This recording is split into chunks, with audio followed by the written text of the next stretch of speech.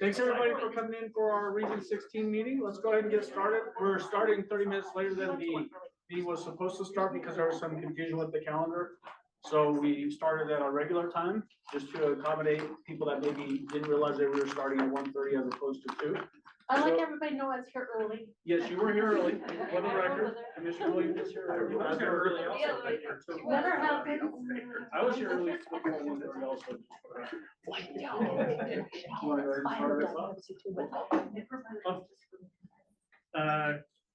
Eric Stone, Taylor County. I was about to help you out.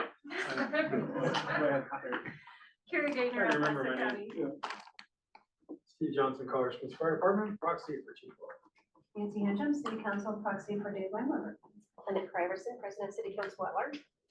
Dr. Emily Russell Kinsley, El Paso County Coroner and Chief Medical Examiner. Holly Williams, El Paso County Commissioner. Thank you for the Diet Coke. I'm gonna get the last one. Michelle Wolf, Teller County proxy for Under Sheriff Bishop and Lieutenant Marcos. Tim Johnson, proxy for Lieutenant Chief Regan. Mark Christiani, Fountain Police Department, Police Chief. Proxy for the police chief. I am the police chief, sir. I just wanted to say that. It's okay, we had some other proxies. James Corbett, facilitator. And Michael Allen, chair. Do we have a forum? Yes, sir. Thank you. And Ryan Michael, facilitator. Stanley Conley, Open Hearts and Open Doors. Thank you. Mike Paul, Open Hearts and Open Doors. Taylor Robinson, Community Partnership Family Resource Center. Corey Gordon, Family Community Partnership Family Resource Center. Megan Colwell, Face It Together. Thank you. Emily Brady, Face It Together. Frank Ponzano, Serenity Everything. Leanne Murphy, Serenity Recovery Connection. Department Chief, Serenity Recovery Council. Todd Jones, the Phoenix. Dr. Barber, Protocol Analyst, Community Foundation. Touched by our Hazelbrook Community Center. Janet Miller, Hazelbrook. Alex, Go ahead. No, I was just telling him this where he could sit. Go ahead. Alex Scott, One Chance to Grow Up. Isaac Martinez, Community Public Health Fire Department. Amanda Smith, Colorado Springs Fire Department, Community Public Health. Gentleman that just came in, Jason DeBuenos, Silver Key Senior Services. thank you for being here. Izzy Pike, Colorado Health Network. Alexis Trail, Colorado Health. Rita Johnson, Oak Meadow Injury Connections. Tammy Holmes, Oak Meadow Injury Connections. Maya Morales, El Paso County Sheriff's Office. Laura Reinhardt, El Paso County Sheriff's Office, not voting member. Leland Matibor, El Paso County Sheriff's Office. Kenny Hodges, El Paso County Attorney, Legal Advisor to Council. Amanda Grant, Deputy Chief Financial Officer, El Paso County Fiscal District Council. Danny Prado, OCOS. Dominic Knowles, COS. Jesse Sandlin, OCOS. Leon Stewart, Hope COS. Leanne Rikers, El Paso County Public Health, non-voting member. Catherine Milo, Homeward Pikes Peak. Heather Ryan Figueroa, Homeward Pikes Peak. Beth Rolstad, Homeward Pikes Peak. Great, thank you. And then Mark, Arch County Commander, Colorado Springs Beach. voting member. Voting member. Yep. We've got a forum. We're gonna go ahead and move forward. Did everybody get a chance to review the minutes from our May 28th meeting? Got any motions or amendments or changes or corrections? Somebody, Move for approval. Second? second. All right. Eric seconded. All in favor, say aye. Aye. Anyone opposed? At this point, I'll move, hand it over to James. Today's meeting, we're going to continue with our applicant presentations and Q&A. As a reminder, the applicants aren't going to present again. We have their materials, we've read their materials. In front of you, you have kind of summaries of the different applications. The voting members around the table, so you can use that as your guidance. You also have the scoring mechanism down at the bottom listed there for you. At the same time, we know you'll be on the scoring metric to make decisions. So each group is going to come up and talk for 2 minutes, and then you'll open them up, you'll open for Q&A, and then they can come back at the end for Q&A, and then we will wait and vote at the end whether or not to move them forward.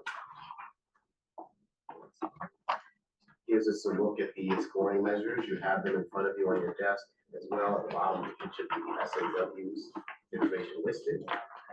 The first group today is going to present is Pikes Peak. Feel free to come up here. While they're on the way up, I put some main objectives in front of you and terms of their organization. I have a more detailed analysis for Homeward Pikes Peak right in front of you for the voting members. And with that, we're gonna turn it over and you tell me to cut the slide. Let's do the first slide. Hi, everybody. Beth Rolstad with Homeward Pikes Peak, and we're here today to talk about our year 2 application for ROAC. We are presenting 5 programs that have benefited from the year 1 funding. We provide a continuum of services to address recovery and supportive housing for those who are affected by substance use disorder and addictions. So what I love about Homeward Pikes Peak is that we go from street outreach to supportive housing to clinical services. So we are partnering with CSPD Homeless Outreach Team. We have ride-alongs 3 to 4 times a week through our own team. And then we do follow-up out on the street. Referrals come into our clinical services and our sober home programs. The unique thing about our sober homes is that we have a house for single women who are unaccompanied by their children. We have a house for pregnant and parenting women, and we have a men's program called Harbor House that's been around for 20 years. And last year we added apartments for fathers in recovery. So custodial fathers who need substance abuse access housing. This has been remarkable to provide this for all family types in our community. And one of the things also about Homeward Pikes Peak is that we get a variety of other funding to support these programs. We get Medicaid reimbursement, we have contracts with the state of Colorado Behavioral Health Administration, and we have private foundation support. But ROAC is a critical piece to create this safety net for our community. And I think it goes to an organization that is working on root cause issues of this opioid epidemic in our community and our nation. So that's my brief summary. We had everything up there that talks about our program, and I'm happy to receive your questions. And I have 2 other team members who could also answer questions.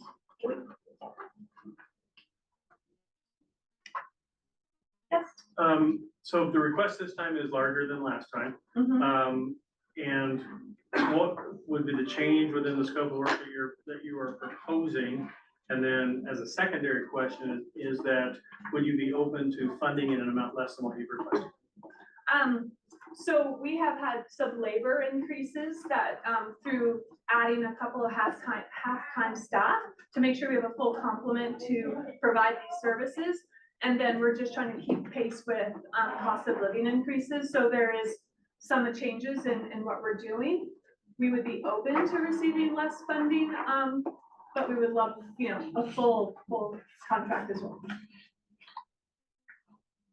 Can we go back to the previous slide? I'm just gonna. In terms of all of these different areas, can you just briefly touch on what metrics of success that you have had? Sure. So in our quarterly report that we provide ROAC and what we track internally for the street outreach team, we are tracking how many people are we moving into emergency shelter and supportive services, how many move on into treatment or housing. For the sober homes, we are measuring how successful they are in the program. And what we know is about 50% of the clients make it to 90 days. And of those who are in the program over 90 days, we have about 80% success rate. Success is maintaining sobriety for a year, in, having employment and moving out to stable housing. And in the clinical services, that's a little nuanced. It's hard to measure success in behavioral health counseling, but for us, it's engagement, change, and adherence to their own recovery, but change in behaviors that supports that recovery. So is that number the clients per year in addition to, is that the total that you expect to serve? Or is that in addition?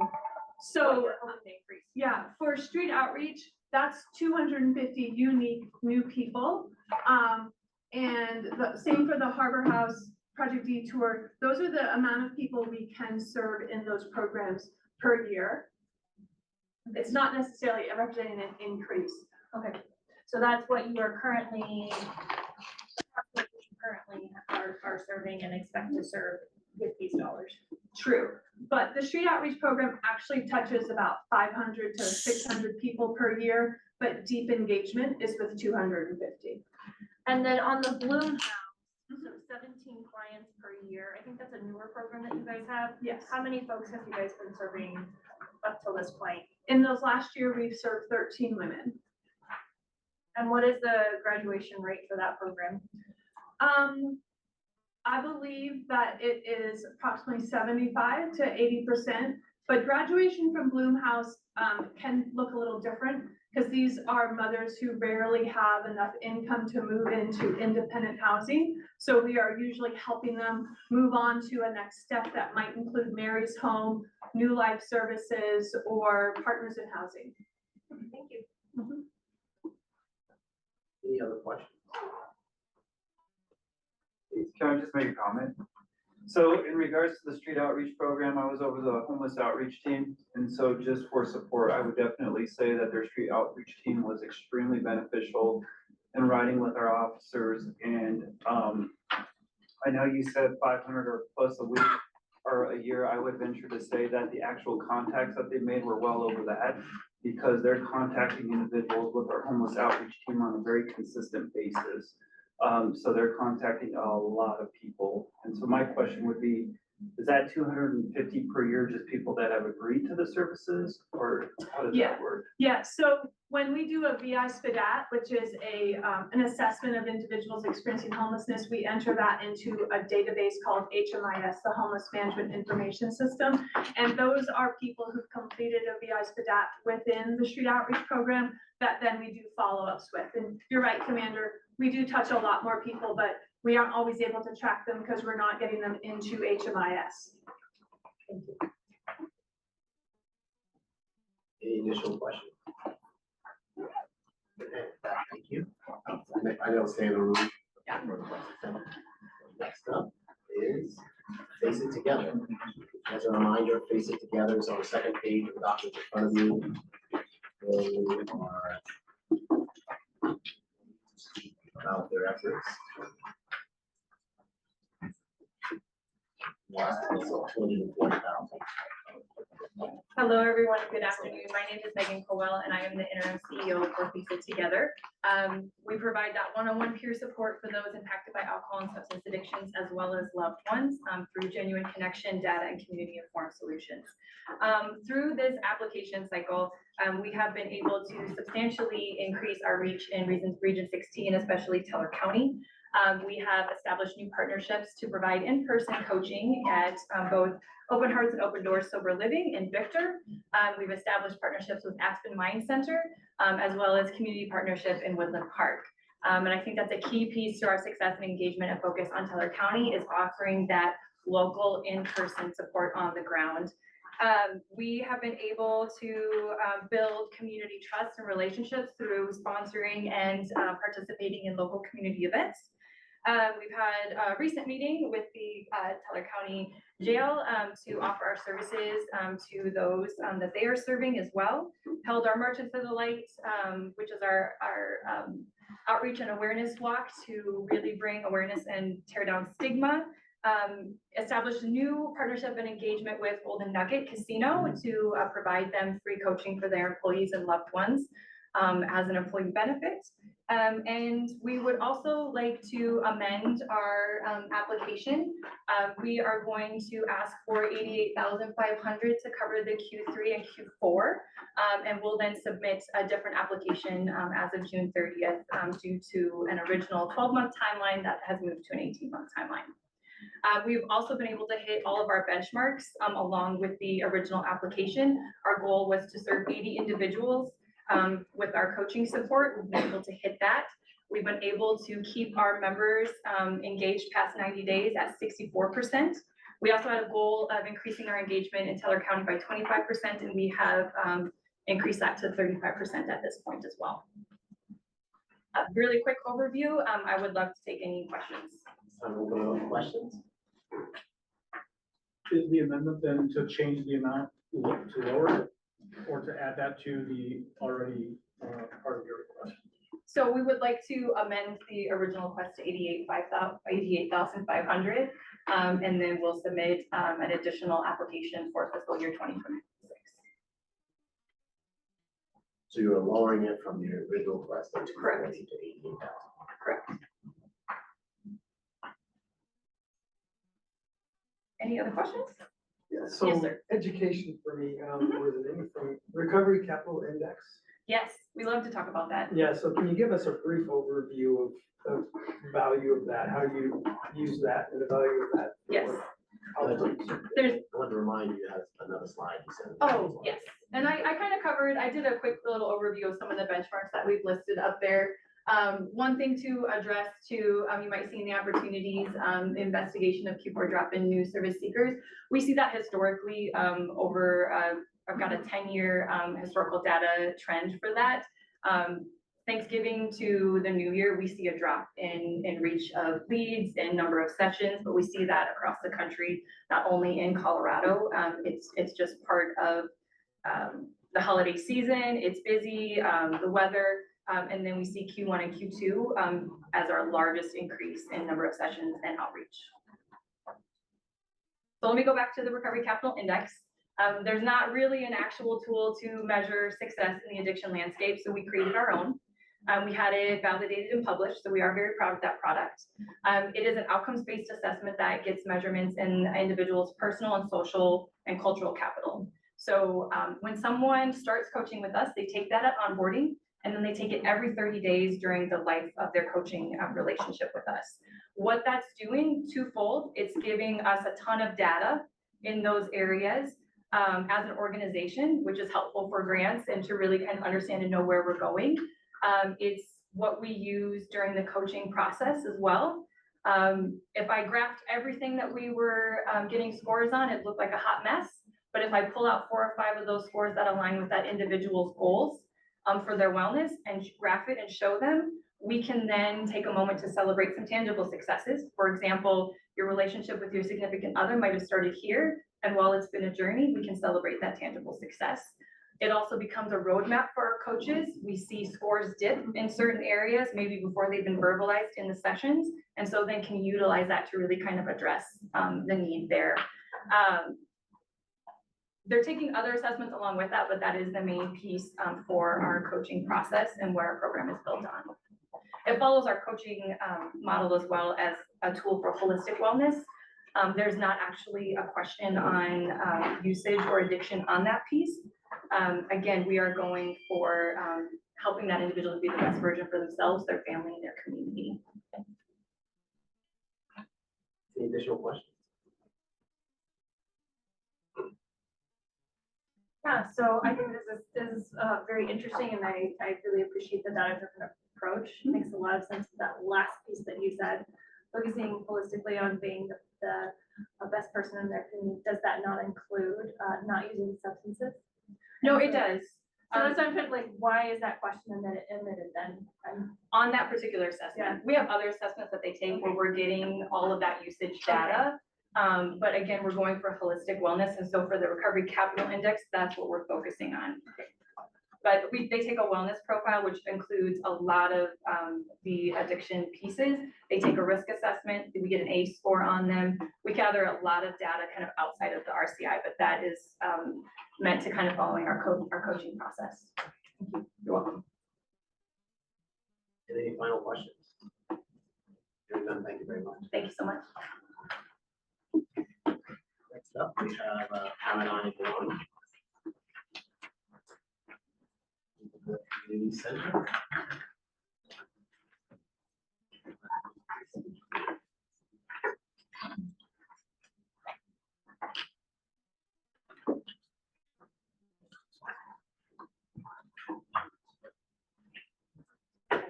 This is your first request for funding. Funding previously. This is your first request for funding. I'm going to turn it over to your next slide. Hi, thank you so much for your time. My name is Jess Shadow. I'm the Executive Director at Hazelbrook Community Center. Today we're talking about the Transitional Safety Zone. Transitional Safety Zone, also known as TSC, is a peer-led harm reduction housing program that helps and supports individuals to transition safely to the next phase of living, traditionally sober living or treatment. We have successfully operated the full continuum 3 to 4 week program, 48-bed program in Aurora for the last 3 years. And over that time, just in 2024 alone, served 749 individuals. In 2023, we had the opportunity to partner with SRC to pilot and bring this program to Colorado Springs. While we were awarded that grant, it was at a much less amount than we anticipated. However, we adjusted and we were able to implement the phase 1 program of TSC in Colorado Springs. That phase 1 is a blackout zone. It is the harm reduction portion of the program. A clean UA is not required. What we're asking for today is the funding that will allow us to expand and continue this program by adding the phase 2, which then, once they become stable, provides that additional wraparound and supportive services, helping with job placement and getting them on their feet, ready to transition to the next phase of living. Happy to answer any questions. That's a very quick overview, so happy to answer. Thank you. Any questions? Please. So this will be new to the area, and you're running one in Aurora currently, correct? We're running one in Aurora. We have for the past 3 years. What we have currently in Colorado Springs is phase 1 of the full program, which is approximately a week to 10 days, depending. These individuals cannot provide a clean UA, which is a barrier to entry to any sober living or treatment currently. Obviously, there are conditions to coming into the program, but that is one of the pieces that allows us to accept them. So would you describe this as kind of a bridge between the two, between going from, completely unstable, unhoused, whatever that is, then to a period of clean where they can enter into, whether it's housing, counseling, et cetera. What is the average amount of time in Aurora of people entering the program to where they move into that next phase out of what you do into perhaps programs that other people here in this room provide? Sure. The one in Aurora is a full 3 to 4 week program. So they generally see in that phase 1, which again is what we have here in the Springs for that 7 to 10 days, depending on how long they've been using. There are a lot of variables there. Once they can provide that clean UA is when they move on to that phase 2. That's where we provide that additional kind of care management support, supportive services, help getting them on their feet, job placement. What is your next space? Maybe it's a higher level of care from there. Maybe it's an IOP, live-in program, residential program. It could be sober living as well. Great. And I see your numbers for, what you served in Aurora in 2024. What are your just kind of initial, first year projections once you get into this next phase? Sure, we would like to Colorado Springs. we would like to take an additional 50 individuals over the course of the full phase 2 program. And that's 48 beds in Aurora, just to differentiate. So we have 6 here now in the phase 1, and we would transition to 14. Okay. Any additional questions? Yeah, so you are, have availability for anyone? Or are there, because I'm looking at your targeted population, but you, Justice involved in this and recovery. okay. So anyone that's justice involved. Justice involved within a certain time frame. Yes, Aurora is anyone, but down with the partnership with SRC, it's justice involved individuals. Okay. So all of our relationships are with parole. We work with a lot of ladies partners. You, in the application, you talk a little about the Colorado's average recidivism rate is 50%. People in programs like this often are more like 20%. Do you have a number for your program specifically about what the recidivism rate is for those? I have the percentages for the TSC and Aurora where it says percentage of those surveyed indicated initially that 77% of them were formerly incarcerated. You're looking for new offenses? Well, it just said that the recidivism rate was much lower if they go into a program like this versus not. Correct. So, and it used a Colorado average. I wondered if you had a number yourself of folks in your program that entered into your services, Aurora being fine because it's the full thing of what that recidivism rate was. I do have those totals, but not on me, and I can send those after this. Okay. Any additional questions? Thank you for your time. Thank you. The next group is El Camino. El Camino also has not received prior funding, so there's a first request of the council. They asked us for 250,000.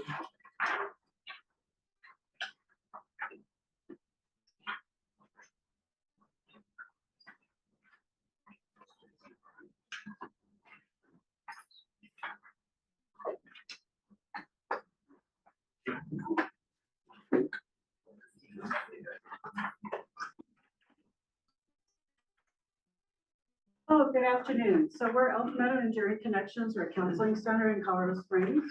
We offer counseling, peer services, recovery support services, care management. What brought us together were two principles that were really important to us as a counseling center. One, pain isn't pain isn't pain. So what was really important to us is to understand the source of the pain for the clients that we're dealing with. And so what we were running into is it was physical, emotional, psychological, relational pain. And that really was one of the guiding features for us, is what's the source of pain. And so our counseling center really focuses on that. And the other thing that we really focus on is that people recover in relationship and that they need to recover in a long-standing relationship and not just 8 weeks of counseling and thank you and you're a number and it was nice working with you. And so we wanted to be a different place. We wanted people to come into our program where they could actually stay 3 to 6 to 9 months and work their way through and become actually the people that were helping other people. And so this has been super important to us as a counseling center. I'm Nina Johnson. I'm the executive director. Who are you? I'm Tammy Pope. I'm the program director. So Sorry. I just launched right in. Anyway, so questions for us. We got a question?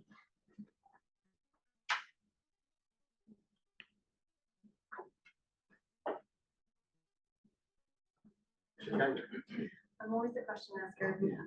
So I mean, obviously I see your application here, but can you just tell us what does success look like in the program? How will this board know this was a worthwhile place to use these funds? Absolutely. So we were able to secure funding from a private foundation. So over the last 6 months, we've really pulled all of our infrastructure together to really understand how we're measuring success. And for us, what we're really looking at is, are they showing up to appointments? How many days are they able to stay sober? Are they meeting their harm reduction goals? Are they meeting their peer recovery goals? So we're tracking all of that. We do assessments coming in. So they have to do a full screening assessment with us that takes about 2 hours. We're measuring that at the end. We're looking at how many relapses that they have and what can we do to stay connected with them and continue that on. So right at the moment, we are averaging 12 to 15 new clients every month.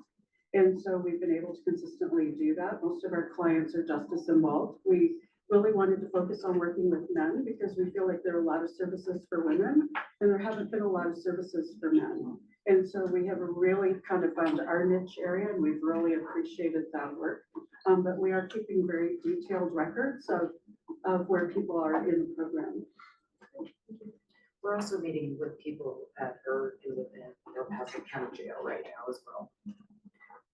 If you could, I know it's in, within the overall proposal, but just brief, just kind of history of where you started to get here. Okay. And where you're going. Okay, yeah. So Tammy and I have been professionals in the field. We're licensed professional counselors, marriage and family therapists, and addiction counselors. And we've been doing this for over 30 years. And one of the things that we saw, that there were huge gaps within El Paso and Teller County for counseling that was connected and really looked at dimensions of wellness and looked at recovery capital and looked at general wellness. And we wanted functional wellness to be what the client was actually going after. So we thought by pooling our resources together, we work with Connect, which is a peer recovery group that's out of Denver. We work very closely with them. And so we wanted to have a whole package that included counseling and not just peer support services. And so that was kind of the niche that we came into. So we have a lot of experience working with addictions. Almost all of our clients have either behavioral addictions or substance use disorders. 80% of our men have trauma and complex trauma going back to when they were 5 to 9 years of age. And so we really wanted to, that's been our specialty, is working on trauma. So for this effort specifically, you said you started about 6 months ago? So we've been together every year. So Every we year, started in okay. February of 2024. Okay. Yes. And you said you're working within the jail. What are some of the other partners that you're using for your outreach? Valor, Sturt, Leeges, Hazelbrook. Probation, because we have, yeah, Powers County Probation, Lamar. We're on the We just got approved to be on the judicial offering, the request for qualifications. We just got approved for that.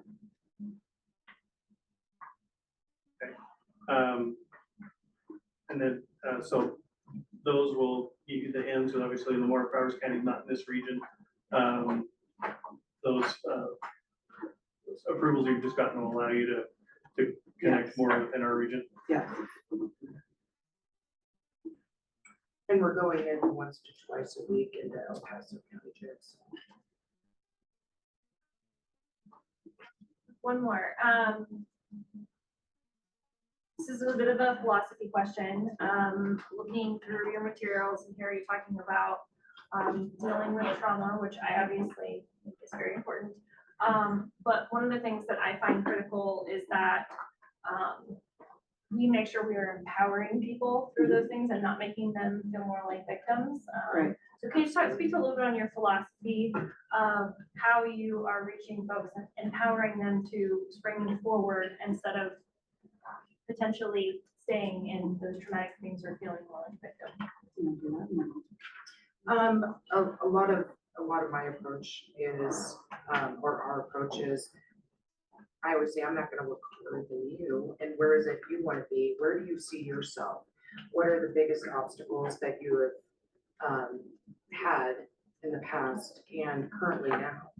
And just working through those, what, in different modalities, and, obviously, a lot of it's with, recidivism and where they wanna be, and do they have the support? Do they have the means to do certain things or live? And we do a lot of case management as well. And that's kind of how we approach it, so. So the other thing I would add to that, when I think about trauma counseling and just what our clients are going through, helping them rewrite the story and rewrite it from their lens instead of our lens is super huge.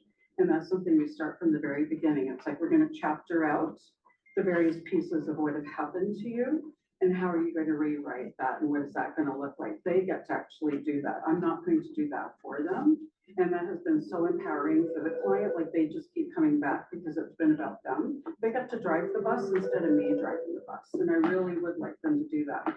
So we have found also just talk therapy, I need to really find what your learning styles are, and I really need to work into that learning style. So some of our people need to actually be actively doing something, and so we're putting them to work as they're working on their trauma, and that's been super helpful.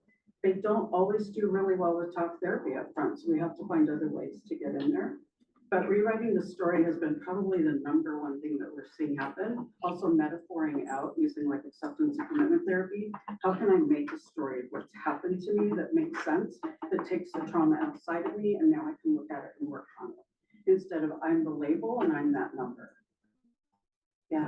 An additional question from Councilmember Pikes. Yeah, I was just curious, how did you drive at 110, at your goal of 110 serving the first year with local relationships? Just comparing it to the first applicant that was out, that's been around for a very long time and does a very good job in the community and very strong, as the commander said, outreach team. Seeing their numbers, 110 is half of their numbers, and that's very ambitious. How do you plan on, with no relationships built right now, get to that 110? We've been building them along the way, the entire time. We meet with, like I said, ERT, and Brave and Valor, STIR, Hazelbrook, Serenity. I think part of it too, we're not new in the field, so we're both known. Yeah. And that makes it super helpful because we've had relationships that we've established down here over the years. And that's been very, very helpful to have those relationships. So where she has all the jail and all of those relationships that she's built over the years, I've built a lot of community relationships over the years. Also, some of our, especially recently, our referrals have been people in our program referring other people into our programs. And so we're seeing more of that kind of referral, and that's what I would prefer to see, in all honesty, is that they love the services that they're getting and then telling other people about it. So, yeah. Any final questions? Hearing none, thank you very much. Thank you. next up, we have COS program. Hope COS is also another new applicant, not previously funded.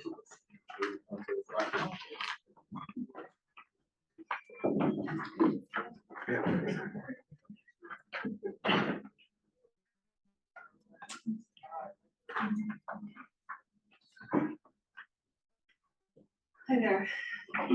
My name is Dominic Knowles. I'm with Hope COS. I'm one of the directors and leaders there. Also a woman in long-term recovery from opiate use disorder. And here I have our team, our peer coach team, and our women's shelter and street outreach coordinator. So Hope COS provides warming shelter, street outreach, recovery housing, and peer support services. Peer recovery coaching services is provided throughout all of the programs. So we really rely on our peer support peer recovery coaches to deliver the programs. In our proposal, we had asked for funding for key leadership positions to help support our peer programming. And that includes a peer support program supervisor, an individual to oversee our justice transitions program, and also a need to fund our intake and our program director's position. Currently, our peer recovery, we are a newer program with our peer coaching. Our peer coaching program is tracked. We do track behavioral health outcomes or recovery capital outcomes rather through the 8 dimensions of wellness by using the BARC 10 outcomes assessment. And we also do that at intake and every 30 days. We do ask additional questions around sustained recovery, employment, housing. And we also, I think something that's been really beneficial in our programming is we also engage alumni. So after somebody leaves recovery housing, we really make sure that we keep those relationships solid so that we can learn what those alumni individuals are continuing to do in their recovery.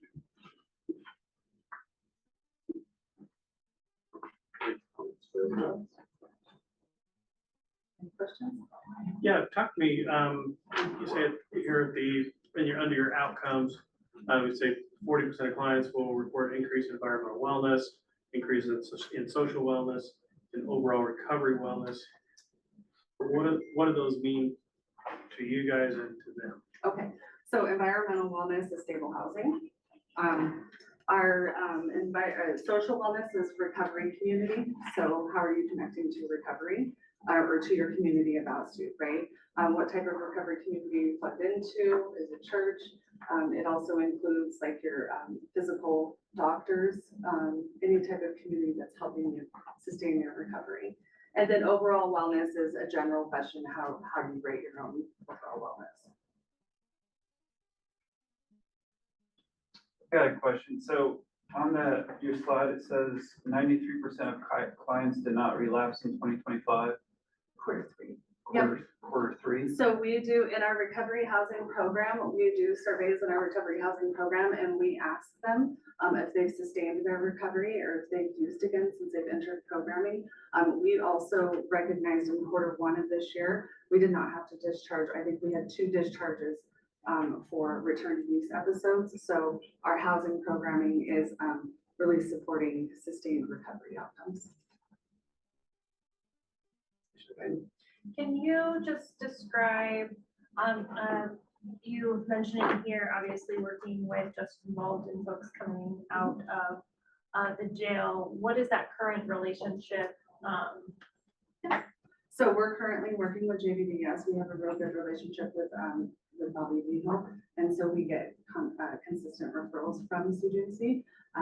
Right now we're doing virtual sessions with the residents at CJC, and we are waiting for the okay to come in and do in-person groups with them. Any additional questions? Thank you very much for your time. Next, we have a Serenity Recovery Connection. And they were previously funded, so this is exciting.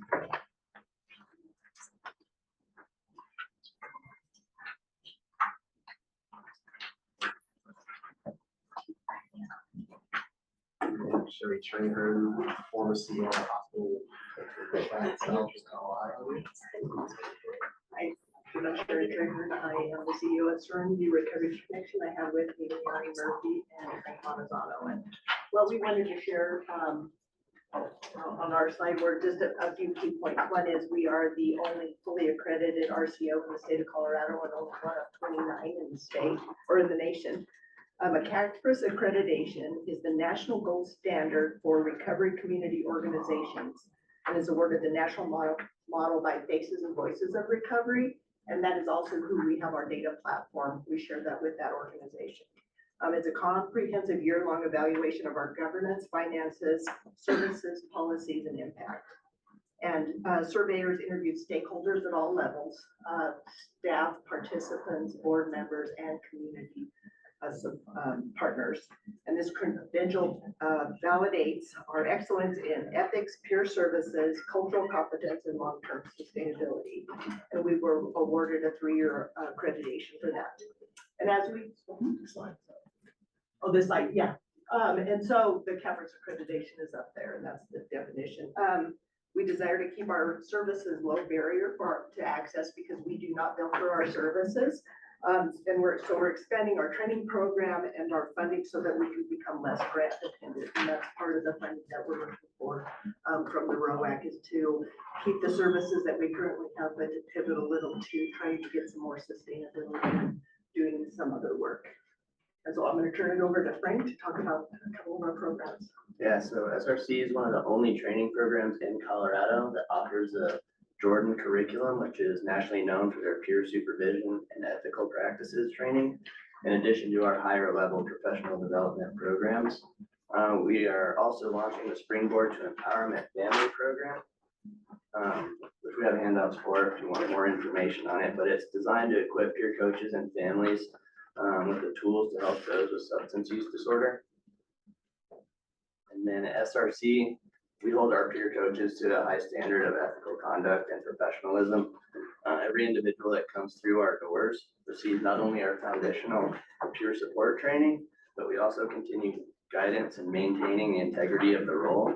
And to support this, we've developed the Community of Coaches program. It's a professional development designed for certified peers who have completed our training program. This community keeps coaches connected to ongoing support, ethical guidance, and peer supervision.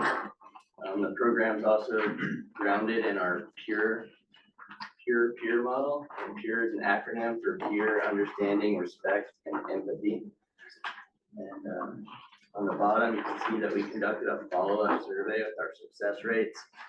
It's to assess long-term impact, and we surveyed former participants who are no longer actively engaged with SRC, and the results here show how strong a testament that our effectiveness and our approach has been from the year 2024.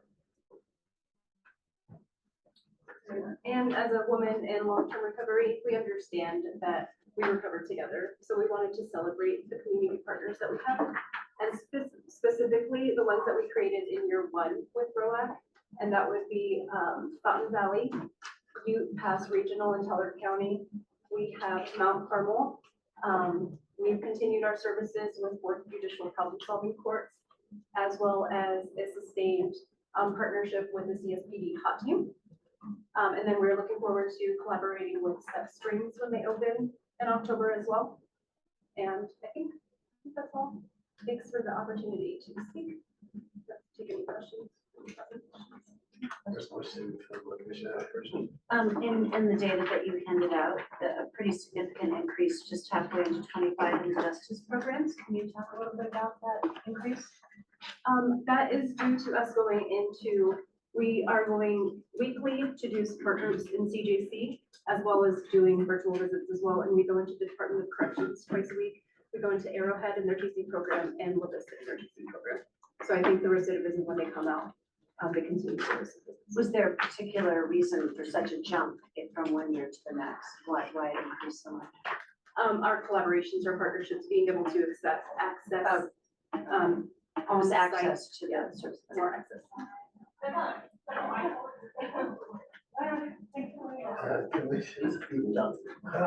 So recovery journey 95%. Can you explain what questions you're asking about recovery journey, that's a very broad. So this is under the SAMHSA's 8 Dimensions of Wellness, the MARC 10, which is pretty common in the recovery field. We model it after SAMHSA. So their overall wellness, whatever 8 dimensions, like she said, if they're getting hired, if they're finding housing, if they're connecting with their families again, if they have a spiritual practice. So does that show then that 95% of people who took that MARC 10 had an increase of some level overall? Is that what that's saying? Correct. We do that. Within all those dimensions? We do that weekly as well, and then we do a 6-month follow-up to see if they would continue services, if they would refer us as a work physician. So also within the data you passed out, you know, as Councilmember Henjum talked about on the individual served, you know, we had that significant jump, at least tracking for a significant increase for 2025. You know, under your definitions, you say individuals served.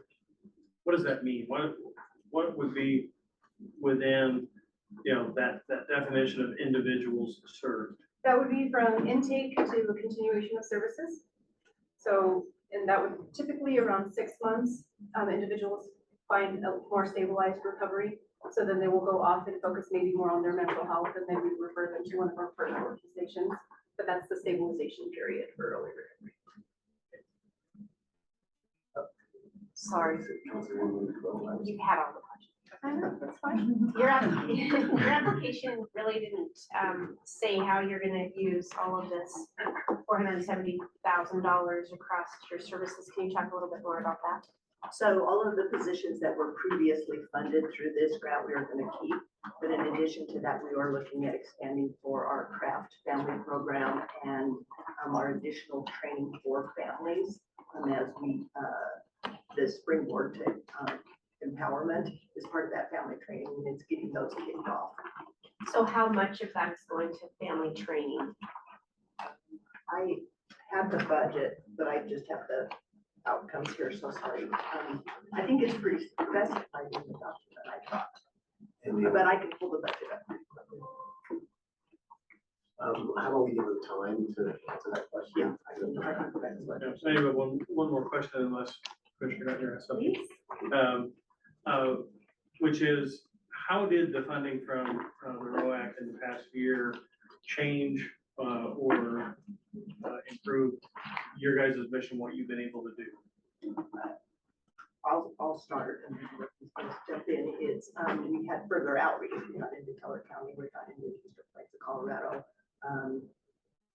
Marion House, and that I think the position with the hot team was probably the highest, most critical position, I would say. And continue our services. We had a SAMHSA grant, so we were able to continue the services that we also provide with our peer recovery coaches along. Yeah, U Regional Pass, Fountain Valley, just the rural outreach, rural expansion, all of the additional collaborations. These are just our primary list. We have additional community partners that we are working with. Okay. So I'm gonna go backwards a little bit. So prior to when you were with the organization, but I've kind of followed it for a long time. But in the past, I've seen communications, and I haven't seen any soon, so I'm hoping we're gonna hear good things about this topic. But in the past, there were communications that came from your organization that specifically advocated for legalizing and utilizing things like giving away pipes and paraphernalia. That was very concerning to me, and I think is counter to what our general mission is to warning people about the effects of drugs. So can you just tell me if that is something that is a philosophy that you still carry today, or if that has kind of gone by the wayside as you're looking forward as an organization? We have never been a needle exchange. We will refer individuals if they are in need to community partners. The most that we do for harm reduction is district reduction. So you refer them to a needle exchange if they need it? We meet people where they're at, right? And if they are in need, we refer to the community. We're resource brokers. So if they have a need, right, then we find them an organization that can support that need. We don't offer those services. Any final questions? Can I just address that just a little further in my, my non-peer assessment of services. If somebody knew that they needed to lose weight, there's, many options. They know that the end goal is losing weight, but you start with, you could do diet, you can do exercise. And then if somebody that doesn't work for them, or they choose not to, then they go into all of the other functions, could be up to and including bariatric surgery or whatever. Now, that's not my philosophy or my opinion, but it's the meeting people where they are. And that's how I likened it when I came into this organization to understand it. It's just getting people to the end goal is the most important, and that path might be a little different than you or I would suspect or expect, but it's still getting to the end goal, because the end goal is what serves the most people. So why wouldn't you, if you know that they're actively using, which is a very dangerous place to be, why send them to, say, a needle exchange instead of making sure they're getting the access to medications that would be safer and would stop them from using? Absolutely, that would be of their own desire. Like, we cannot force anybody, we can lead them to the water and they have to choose to drink. If they're gonna continue to use and they need a safe option, then we send them to a community that offers that safe option. Questions? And you track referrals in the future, if you track referrals, they're giving us reports and previously funded, so we have access to the data. Yeah, and I can get the close right. I just don't remember. There was a lot. Yes. I don't remember everybody's numbers. All right, thank you so much. Okay. Next up, we have it listed in our SOW document called, there's two different columns for the proposals. This one's for the transition assistance program. And we have,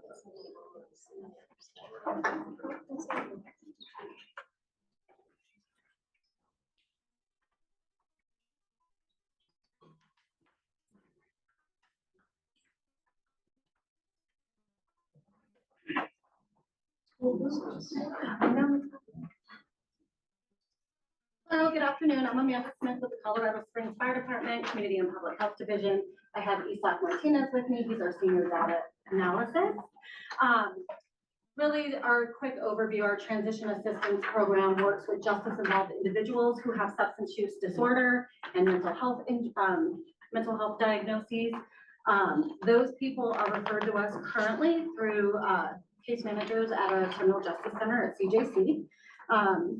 Once we've been doing that program since 2022, what we're looking at funding for today is to add 2 additional positions. We're currently operating at half capacity to expand our work with Judge Kane at the municipal court to provide navigation and outreach services to individuals that are going in and out of municipal court that have multiple tickets for camping, trespass, and need additional assistance getting connected to resources. Since February of 25 this year, we were able to place 1 navigator inside CJC that is meeting with any individual that is releasing to help get them connected to resources. And we have 1 full-time navigator that is full-time at municipal court that sits on the docket and provides outreach at an outreach table, and then connect individuals into our transition assistance program for ongoing intensive navigation. I don't know if you want to talk a little bit about the data. Yeah, so some of the data we will be tracking as we hope to engage at least 50 unduplicated individuals. We are going to do that through CJC and through municipal court. Additionally, for those individuals, we will provide a 90% to that rate. So we'll propose that. We'll also provide every engaged individual some site treatment, some MAT services as needed. Again, it's all about the individualized treatment plan and what their needs are. We want to maintain a transition assistance program caseload of up to 100 clients at any given time. Again, each of them with a personalized care plan. And we have an HR that we can collect all services, resources, referrals provided to them, including tracking navigational objectives and whether they're meeting their goals. Okay, well, questions, any questions? Help me out with your with BHC and 1, I get crisis negotiator. Behavioral health clinical navigator. Okay. So two behavioral health clinical navigators, those are master's level clinicians in a mental health profession or addiction. And then the one crisis navigator is a bachelor's level or below individual that can help individuals with the case management portion. And if I'm understanding, you're saying you're at half capacity, that with this, That will bring us up. That would bring you up and fill out Correct. what you're wanting to do. Is this, when you're saying you're at half capacity, is this where like you previously were, or is this half capacity to where you want to be? And is this, were you at a certain level, and maybe we're all dealing with funding issues, Sure. you know, locally, that we're having to deal Yeah. with, whether it's city or counties. Does that bring you back, or It's is this? both. Okay. So we worked with Chief Judge Hayden Kane to expand the program into municipal, so that will support the two individuals for that. We are also down to, because of funding for our TAP program, so it'll bring that program up and help us to support our additional ask within the municipal courts. Support the growth of that program. Okay, thank you. Did Judge Kane, ask you to expand your program? Yes, so this was a partnership. We piloted our program with him back in 2022 to provide a navigator outside the municipal court. So when individuals came in for their camping trespass, et cetera, he would send them directly from the court so they could meet with us while they were adjusting their charges. And we could provide VIs for that, connect them to resources, put them on our caseload to intensely navigate them. And then we noticed that there was a gap in the system, and the gap was that some of these individuals had multiple charges because of their mental health, substance use, or unhoused situation. They weren't keeping track of coming to court, and so they were getting multiple failures to appear, and then they'd end up in jail. These are short releases, so typically they're in for around 24 hours. And they're not able to connect to meaningful long-term case management services because it's such a quick turnaround. So the idea was to get a navigator in the criminal justice system that is there when they release in that short period of time, so we can do that handoff transition. I don't know if you know, if we're walking people down Las Vegas, they have access to all the drugs and alcohol and kind of re-entering right back into what they left. So our goal is to help eliminate some of those barriers and make sure that they have meaningful connection prior to being released from jail. And the resource of that connection to bypass that walkway. which Correct. We don't want them to go down. What's the kind of percentage of ability to connect them to the next resource that they need? So they're either we're getting them, so we're assessing, doing a quick assessment in the jail. What are your needs? What can we help you with?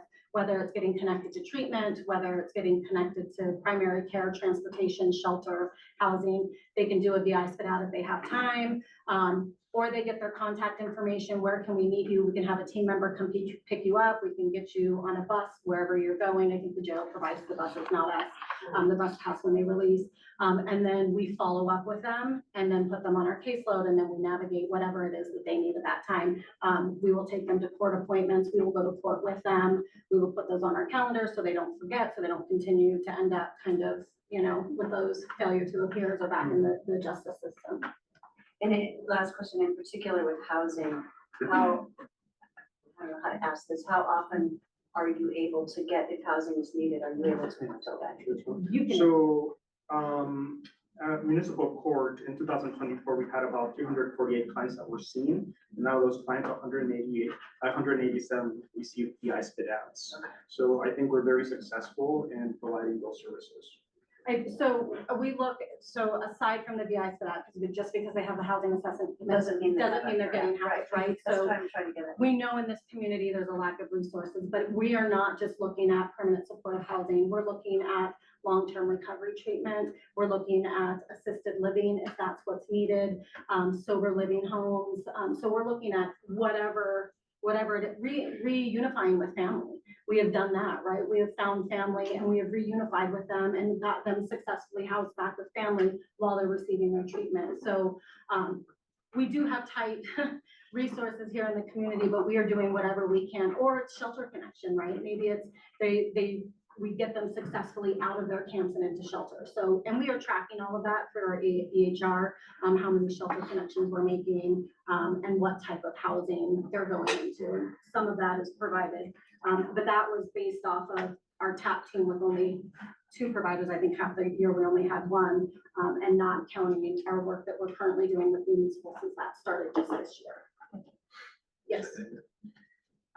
So if I, did not see what was on your shirts and the name that is not up here, it sounds very similar to what many of the nonprofits are doing in our communities. This may be a question for you, or maybe a question for folks at the city.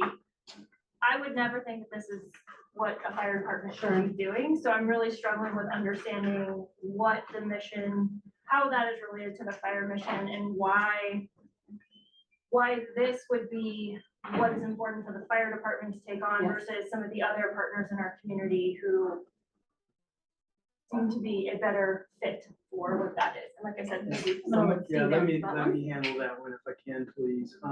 So one of the mantras that we have is a backup anywhere is a backup everywhere in the 911 system.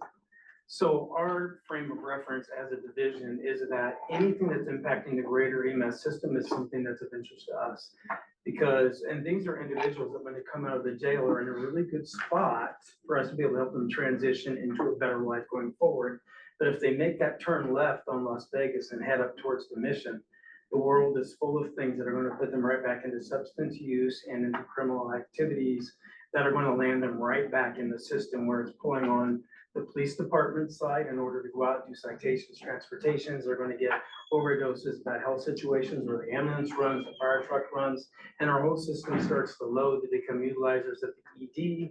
And so then services are not available to the rest of the community in the way that they ought to be, because we have our emergency services tied up dealing with the population that if we could intervene when they're at their best place, we can then get them out to another place. So this program actually, right now we're talking a lot about the municipal side, which Hayden Kane, his interest is these people are just on the spin cycle, but this also has the TAP navigation siders or individuals coming out of CJC who have been in for a longer amount of time, and the referrals that we are focused on are homeless, severe mental illness, and substance use disorder. So not on just general population, but on a very specific high acuity population of individuals. So you're gonna get into, higher education and career and technical and family counseling, because that would also benefit. I guess I just wonder, where does No, that end? I think this is very different, because if you were to interview people that were in CJC, people who are in this lifestyle, they will tell you, every time I went to go out of here, I wanted to do better. I wanted to change my But life. there are other organizations that are doing that. And we I guess connect that's them why to I'm those? asking So I why. think that there's a couple of things. One is, when we stepped into this work, there weren't a lot of other organizations doing it either. This came out of the fact that I sat at the meetings that we were having 3 or 4 years ago with Robin Johnson, organizing those around how do we have a big community mental health thing? And everybody was asking, and I said, hey, I can do one piece of this. We navigate well. That's our expertise. I would like to step into that place. I partnered with Laura to work with the CJC. And we said, let's start doing this work in partnership with the community, because that recidivism piece was such a key thing. So for us, it was a response to a greater community need that was impacting the whole community. If we get to a place someday where this is all done well, that's a great conversation to entertain. But right now, we're in those spaces doing those things and are well positioned with our relationships with fire and the hospitals to be able to do that work. And can I add too, that we are not the provider. So we're not the mental health provider, we are the connection. We are doing the handoff, we are finding the community partner that's the best fit, and we are connecting them to them. So we are not providing the counseling, we're not doing that piece. We are connecting individuals, and we're doing brief interventions, but we are holding them and getting them connected and eliminating barriers that come up, whether it's a transportation barrier, whether it's they are so mentally ill that we need to get them stabilized so then they can attend outpatient treatment with a community provider. So we are not the provider, we are the connector. And we are, in a sense, like Steve said, we are protecting our emergency service. So this is a program that you have been funding through presumably. So that's part of the challenge is grants come and grants go, right? And so it's never really fully staffed at any one time. And so we do the best we can. We would love it to be fully staffed. And that's what we're working towards, because we believe it does have a meaningful impact. But we've been doing it at some level since 2020. all through grant funding, or is there general funds? There are no general fund. It's So it's all all grant funded? For these programs. And we do have other programs within our division that are general fund, our homeless outreach program and our ART program. And then we have other programs within our division, our CRT, our community response team. Torment is funded through the ROAC, that's our targeted opioid response and patient assisted treatment team. And then our AGM place program and our super utilizer program that manages super utilizers of the 911 system. So we have multiple programs within our division where we're kind of having different access points to help individuals in the community that need it. I think it doesn't happen to happen now, since, we're getting through this, but I would be curious to see what our elected officials on city council and what their vision is, for fire going forward, and whether that is something of interest, I guess. Well, I have a question that goes back to the housing, knowing that that's a very successful part of your program is to have housing. And I know the surveys out right now, there's 2 different surveys out right now. I think one's back that I just recently saw. So we're seeing a decline in the kind of housing that you're needing. So I'm not sure how successful your program's gonna be if you don't have the housing that we're seeing declining. And that's a big concern for the community, as you know. Absolutely. But that's a big part of the success for your organization for this particular program. And again, one survey is done and another survey is still out, but it's specifically on the housing that you're placing people in, and it's a severe decline. Mhm. And I'm sure you've seen that too. Yeah, we have seen that, but housing isn't our only indicator of success, right? So like I said. No, that's just the one that I'm curious, how are you gonna continue? How I are you think gonna that's a solve problem that? for everybody who's presented today, actually, right? Not just us. Because Yeah, everyone but I'm here is, asking them. yeah, I'm asking and I everybody am else. them. I know, but just, I was just asking how I'm not trying to, Yeah. it's a question that I just want to answer. No, I'm just saying that's a problem. I'm not, sorry if I sound aggressive. You did. No, for me, it's a problem for all of us. and I it's- understand that, but No, I was can I asking say- her how she was gonna be successful, knowing, do you have a plan, do you have a backup, are you looking at? Yeah, so shelter placement Right, is a that's backup, what I'm asking. absolutely. Sober living are other situations that we look at. Some people do meet criteria for assisted living, skilled nursing because of their medical issues. And so we also find placement there. Where we're lacking in the housing is that permanent supportive Yes. housing and the vouchers available, but that's not our only avenue of housing. So we are looking at everything available within our community to include reintegration with family, like I said, shelter placement. Excellent, yeah, that's what I was wanting clarity on, was that, thank you. Okay, you're welcome. Commander Sterling. Yeah, just a couple of quick things. So just a statement and then a couple quick questions for y'all. But, so if I'm understanding this correctly, you all are basically a resource referral type of program, correct? Yes, So, and typically your information comes from the courts, correct. correct? So, and I think it goes back to some of the questions that we're asking, why the FD? So I think part of it is, you've said it before, is there's so many issues out there with opioid addictions and homelessness and things like that, that we have a lot of different resources within our community that are truly fighting for the same mission and the same vision of getting people to those places to get help. So I think you're just one part of that, along with every other organization here asking for that funding. Yes. The other thing I would say is that for FD specific, working with them, I know they've been successful in certain other programs to include the homeless outreach prevention program, the alternative response team, and the crisis response team. So I think that is another access of individuals with potential opioid addictions that they have, that you all have the access to. You have the resource management too as well. My question would be, the individuals that you are contacting, or is it forced? Is it a plea agreement or is it by choice? Does that It's make all by sense? choice. So nobody is mandated to meet with us. They can meet with us. So any of our programs, all of our programs are voluntary. Okay, so if it's choice, my question would be, I'm assuming the referral comes to the court to you all? We're actually there at the court, so it's happening in real time. Someone is at the court to go address their charges. They see us at the table, hey, what do you do? Or they're in court and the judge says, go see an outreach worker outside, and they come to us. So currently, how many people would you be turning away based on your current staffing is my question. Currently, we haven't turned anybody away. And so we have sort of two different levels of engagement, right? So we have individuals that we are meeting with and offering resources and referrals via an outreach, right? We're at the table, we're co-located at the court and the jail, and we're able to get them connected to resources. And then we have people that end up coming on our caseload because they want continued help and work. And so we have information on, I think, encounters that have happened through municipal. We've kept track of all of that, and then how many people that we actually end up caseloading. The caseloading for the short ones, right? I just have one thing to add. So I will say that this program down at the jail is one of the best that we have right now in partnership. We've gone through some CJIS compliance to allow them to come in, and the navigator is down there during, higher release times that we have during the day. And they have direct information from our release specialist who will actually send them over to their desk, and then they're talking to them right before they hit the streets. So they're getting fresh information given to them, a little bit of guidance and resources. So I will vouch for this program on that. Any final comments or questions? Yeah, do you think it would help, if it was mandated, to your point? I didn't even think about that before you brought it up. So, I mean, I get voluntary, so I get that. But would it help if there was some mandate to use the service? I mean, it potentially, I don't know the answer to that question. I know that,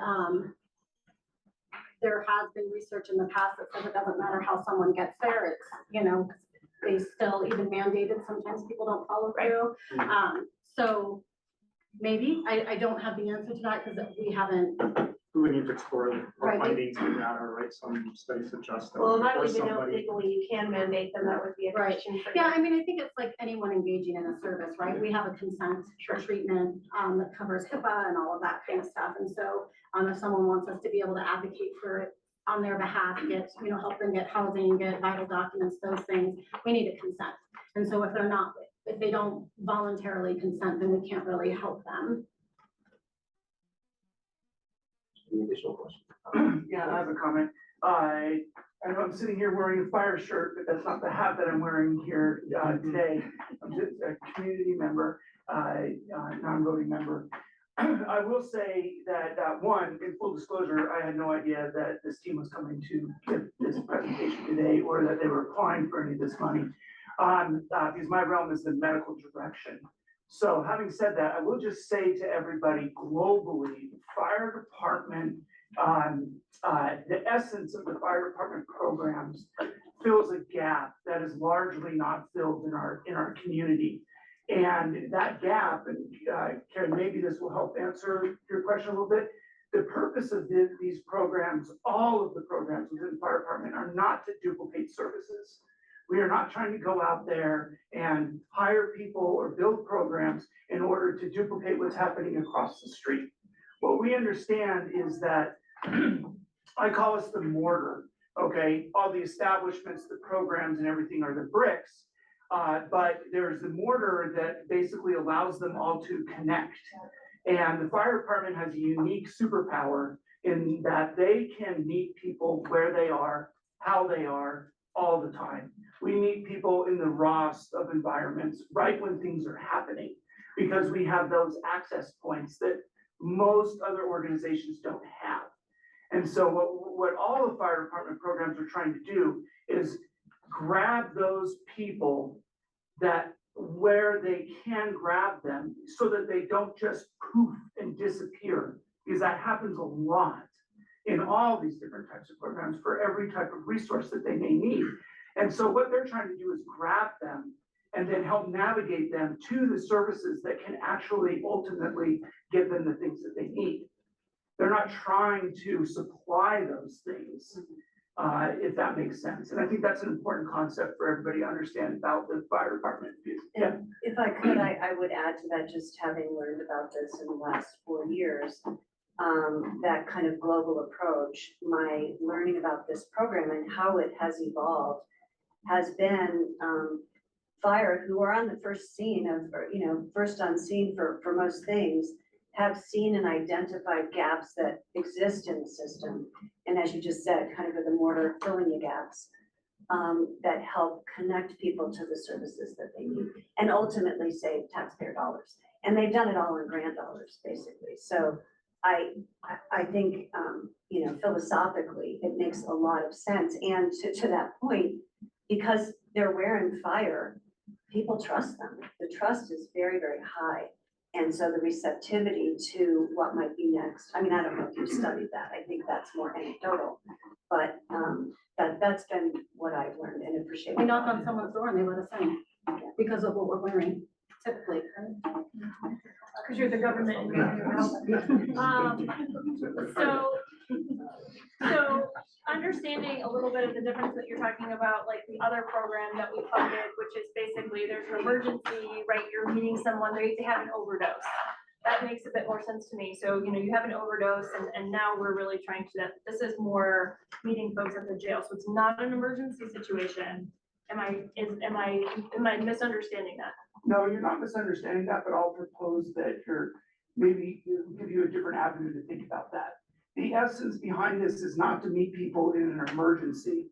It's to meet people where they are so that they don't, so that we can grab them and harness them to be able to navigate them. I understand. I do understand what you're saying and I appreciate that. I think we're having a philosophical difference here of whether this is an expansion of government growing and getting involved in lots of other places. That is concerning to me. So I do understand what you're saying. But to my point is we can make that argument about anything. We might as well have universal healthcare, all the free things and give everyone universal everything. I'm not that kind of person. I don't believe that that's the role of government. And so I hear what you are saying. I fundamentally think that the growth in government is a concern for me. So that's, you know, probably can't solve that for you. So thank you. Just back to the beginning, so you're meeting them at the municipal court. What kind of things are bringing them into there? Camping, trespass, Okay. tickets, low level, city ticketing, sometimes it's shoplifting, speeding tickets, those kind of things. But we are focusing on the unhoused individuals that have substance use and mental health that are going in and out of municipal for those camping and trespass tickets. Okay. That have multiple. All right. Well, I mean, any amount really, but they typically have multiple. So you do have to find a way of finding that they are struggling with substance. Yeah, Correct. I think, I'm not sure if it's there, but about 71% of individuals that we have engaged with, our TAP program has some substance abuse issue. Okay. And I think it's 52% of them have all three morbidities, which is mental health, physical health, and substance abuse. Yeah. So, I think my struggle is understanding why they were going into municipal court. Yeah, so these are individuals typically that are unhoused, camping, police go out, ticket their camps, they get a ticket, they have to appear at some point, and then we're able to be there to connect when they're addressing the charges. And again, that's on the municipal court side, then there's Sure. also the folks that are longer term CJC, who got in longer because what they did was more egregious, they aren't on the 24-hour turnaround, and so they definitely need that help, because their underlying morbidities are causing them to act in ways that are inappropriate, that will only be solved if we provide solutions for by getting them connected to the right services. Okay. Last Q&A period. Thank you for your time today.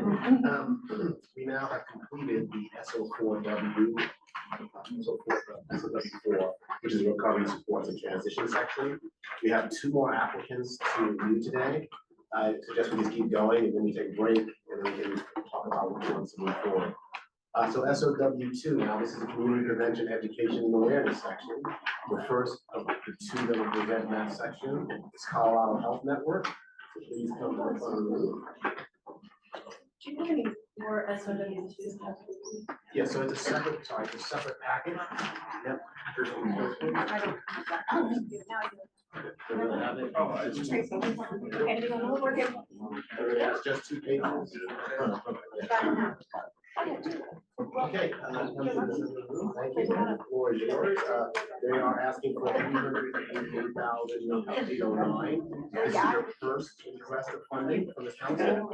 Turn you over to your slide. Excellent, thank you. Good afternoon, council. Thank you for allowing us the opportunity to speak. My name is Izzy Pike. I'm the Associate Director of Prevention Services at Colorado Health Network. Today we are here to talk to you about an overdose prevention coordinator position. To give a little bit of history of CHN, since this is our first time presenting, we started as a grassroots organization responding to the HIV epidemic in 1983. And as treatment has evolved, our services have evolved. And one of the main forms of contracting HIV and hepatitis C would actually be injection drug use. And so then we kind of shifted to a little bit of a public health model and how could we prevent some of those communicable diseases getting spread. And we found harm reduction. And so we've been doing harm reduction since 2012, and it became legal statewide. Here in Colorado Springs, I believe that we opened in 2022, 4 years ago, great. We operate with harm reduction. For those of you who aren't entirely familiar with it, it's been touched on a little bit here and there across the day. It means that we are meeting people where they're at. That's like the big overarching one. It also means that people are going to engage in undesired activities all the time. And when we do that, we want to keep them as safe as possible. Sorry, public speaking is not my forte. So like, please bear with me. Thank you for your grace. And so we want to keep people safe. I can't help get somebody into treatment if they are dead. I can help alleviate the burden at a hospital by doing appropriate wound care and giving them the tools to not transmit communicable diseases, and then they're not going to the emergency room and burdening systems. So just I think that we'll probably have a lot of questions about harm reduction, and I'm happy to answer them, but I think that that's like a really good foundational baseline to put, because sometimes when you hear funding a syringe access program, it seems a little counterintuitive when we're talking about recovery and treatment, and it's also a really important step on the continuum of care. But we are not asking you to fund a syringe exchange today, because we know our audience.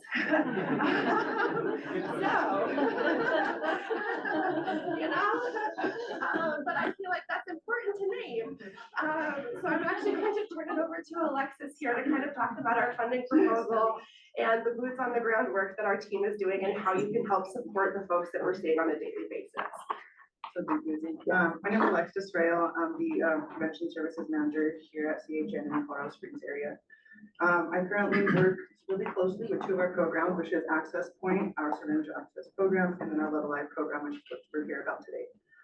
So under the Level Live initiative, our goal is to really share a stigma-free environment where individuals who are impacted by active substance use can come and learn about overdose awareness and prevention, and then really offer harm reduction resources, compassionate support, and vital connections to care. Our impact is really best shared through our client stories. And so I know that there's lots of clients who told us, like, because you cared and because you believed in me, I've chosen to get help. I think we've heard a lot about that today. How are we getting people to make those choices? Those choices really come by, we've heard that statement, like meeting people where they're at and offering that stigma-free, non-judgmental space where they can talk about what resources are available to them.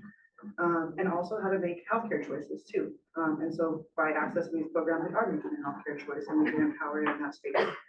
A core part of what we do is to do overdose prevention. Last year alone, CHN's harm reduction services and naloxone distribution saved 913 lives statewide, and then the Colorado Springs participants reported around 178 overdoses reversals since last year in June. We also provided 1,575 community sessions over fentanyl testing strips and Narcan, empowering people to recognize how to respond to the overdose risk. And our program also has proven to decrease the spread of HIV and STIs. Harm reduction programming are crucial in preventing HIV, Hep C, and other bloodborne infectious diseases. So these services save lives, they lower healthcare costs.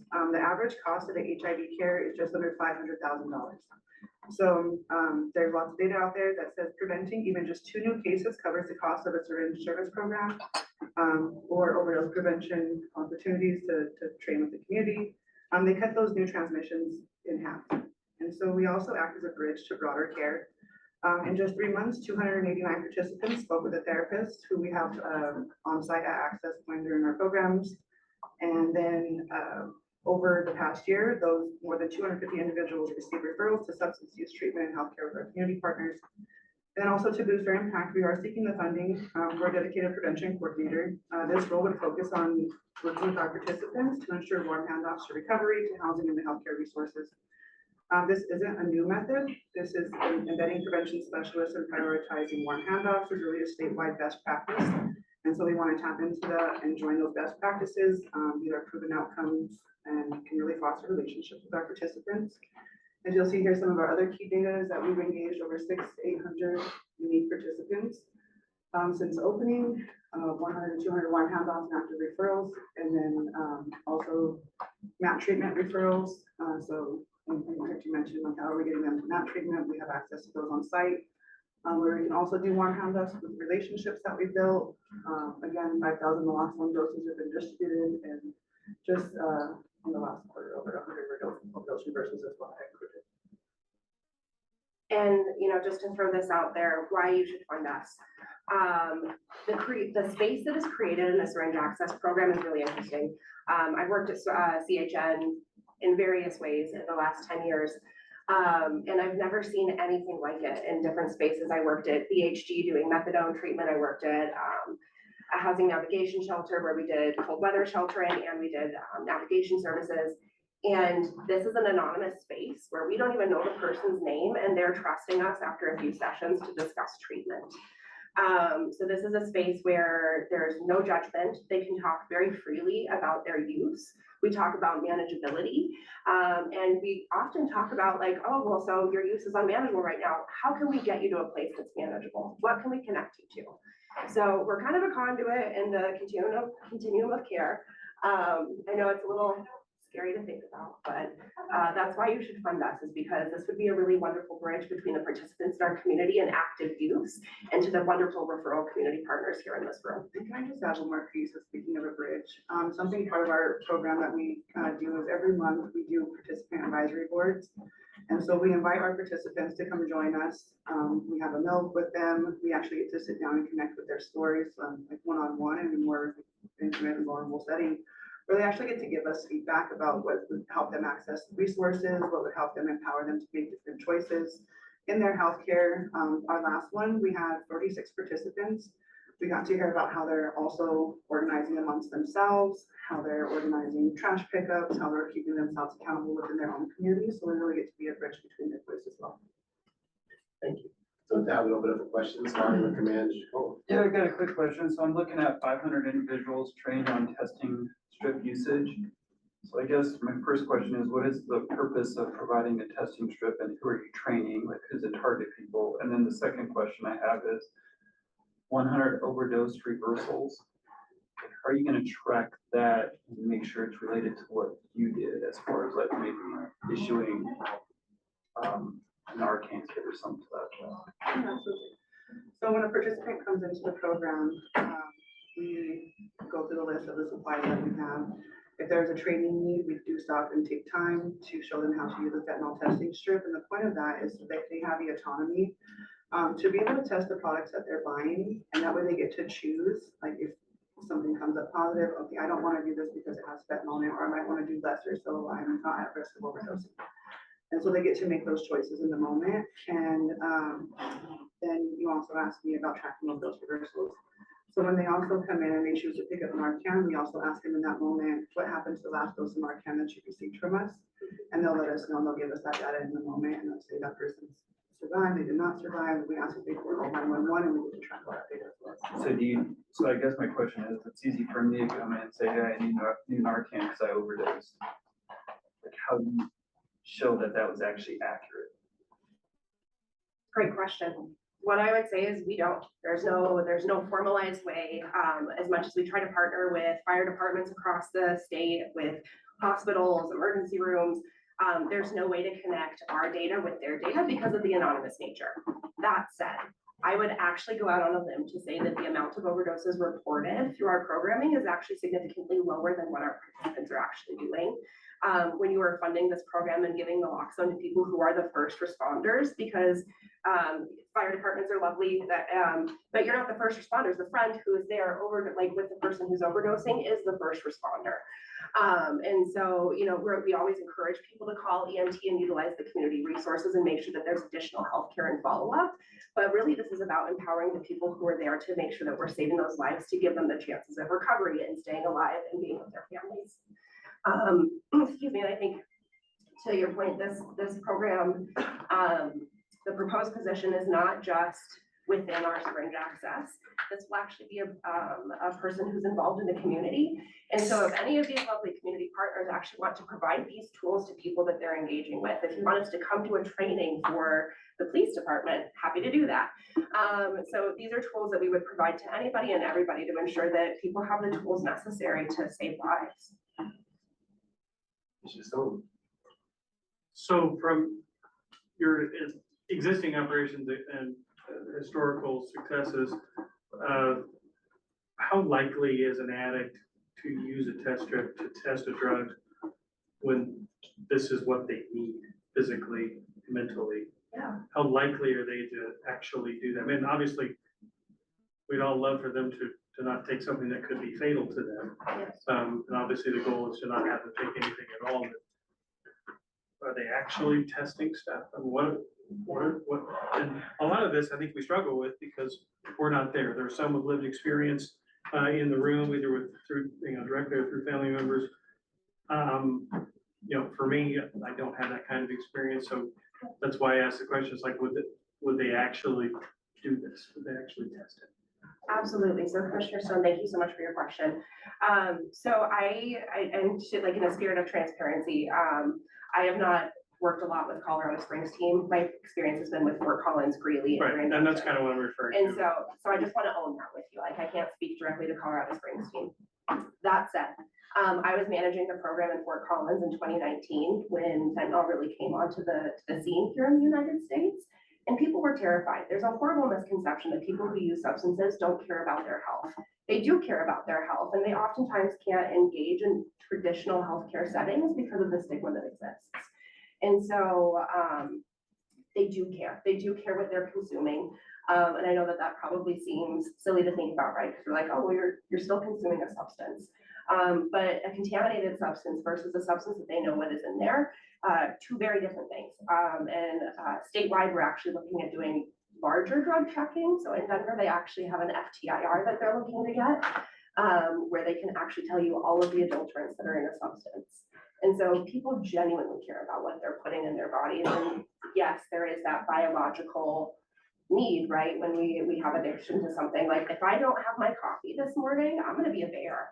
And I care what's in my coffee. And I know it's a silly thing, but like I have to have creamer in my coffee. I won't drink it black. So did that help answer numbers too? Yeah. So just this last month, just looking at our programs numbers for here in Colorado Springs, we've seen about 400 of our participants, unique participants, with 100 of those being new participants, and of those 400, over 300 access the fentanyl testing strips as well. So asking for almost $400,000 is, do you have the ability, some of the question Commissioner Stone asked earlier today, if there was less money that came your way, would you still be able to do the work, or is this a all or none type of a proposition? That's a great question. I would love to see all or none. But I think that we would be extraordinarily grateful for anything that the council would be willing to provide. That said, staff, I can't remember, I think actually you said it, grants come and go, right? And it's really scary right now, just to kind of name it. As far as what's going on, we're entirely grant funded. And when you talk to people about syringe access, it gets a little sticky. And so to have this additional support, to have a positive presence in the community would be fantastic. I know that last night, Phil Weiser, the Attorney General, provided $3 million to go towards naloxone specifically, which is one of our supply line items. And so, any overdose prevention materials that this grant would provide would be alleviating the burden for other members of the state, essentially. Prior to that, when we wrote this application, that bulk fund for naloxone was significantly dwindling. So, yeah. And Commissioner Geiger. Thank you. So I just have to say, you are lovely, and I really appreciate you owning it, and you're much better public speaking than you gave yourself credit for. However, yes, please. I have a question that I have to channel my former colleague on, and Holly will like this, but if you were here and you used to be a part of this council, you would ask this question. Yeah. Understanding that you're not asking for funding for syringe access, however, it is something that your organization does. Have you followed the law and consulting with the DA and the others required by law from your organization? Because that was the question that he would ask you. That's a wonderful question. And so I can't speak to what we've inherited, just to totally own that with you. I opened up the program in Greeley following the law to the letter because I know that stakeholder engagement is an absolutely crucial part of programming. I think that these programs have to be built with community input. Otherwise, we're going to be in situations like Pueblo or even Colorado Springs. So I do not have documentation that proves that programming was implemented in the way that it should have been. And I feel absolutely confident in Alexis and I's ability. And so I literally just got this job yesterday. Okay. Stay fine. So, I don't want to overpromise and underdeliver, but I feel extraordinarily confident in our ability to make those meaningful relationships. And I would even say, like, you are more than welcome to tell me who you want me to talk to, and I will go have those meetings. Well, the DA's right there. You have to start with the DA's program. Yeah, but it is a really big thing to know that that's been a hot topic here, and it's the law, and the law was not followed by the organization, and that's pretty tremendous. And feels a bit disrespectful to the community, and I understand you just took the job. So it's not just directed at you, but it is something to really understand. And second to that, I really appreciate a lot of the things that we hear about these programs, and I will keep it somewhat limited here. We can have this discussion further, but it's very easy to slip into saying, you know, we want to help people, so we don't want them to die. Of course not. But we're playing Russian roulette every time we put a needle in their hands, every time. And so that understanding we have a shared goal, but also for those of us who have lost folks and who may also be in that boat, and I am too. It's not a lack of wanting to get there, but perhaps a conviction about what actually helps people. And we sometimes have, so I like to say, reasonable people can disagree. So thank you. Absolutely. May I respond to that? Is that okay? Please. Okay, excellent. As far as the part with stakeholder engagement, I think it's really tricky when folks don't want to necessarily engage with us at the beginning. That is a problem that I ran into in Greeley, is that I would reach out. So I reached out to literally everybody. I had the chief of police help me do a warm introduction to the DA up in Weld County. No response back. And so I think that that's a challenge, and I would hope that we can have like some understanding that that might be something that we run into. And so any warm handoffs from anyone in this room would be stellar. The second part, as far as Russian roulette, anytime we hand someone a needle, Russian roulette is one bullet in a 6-chamber gun, correct? Okay. If we don't have a syringe access or access to Narcan, every service that we take away is adding another bullet to that gun in that chamber. Can I also add too? In the scope of the system as well, you see prevention services, you see treatment services as well. We're trying like that tri-terry service, just like asking them to like wear a seatbelt. How do you stay safe with the current state of where you're at Seatbelts right don't now? kill you. I'm gonna Yeah. stop, but seatbelts don't kill you. Sure. So. They save you.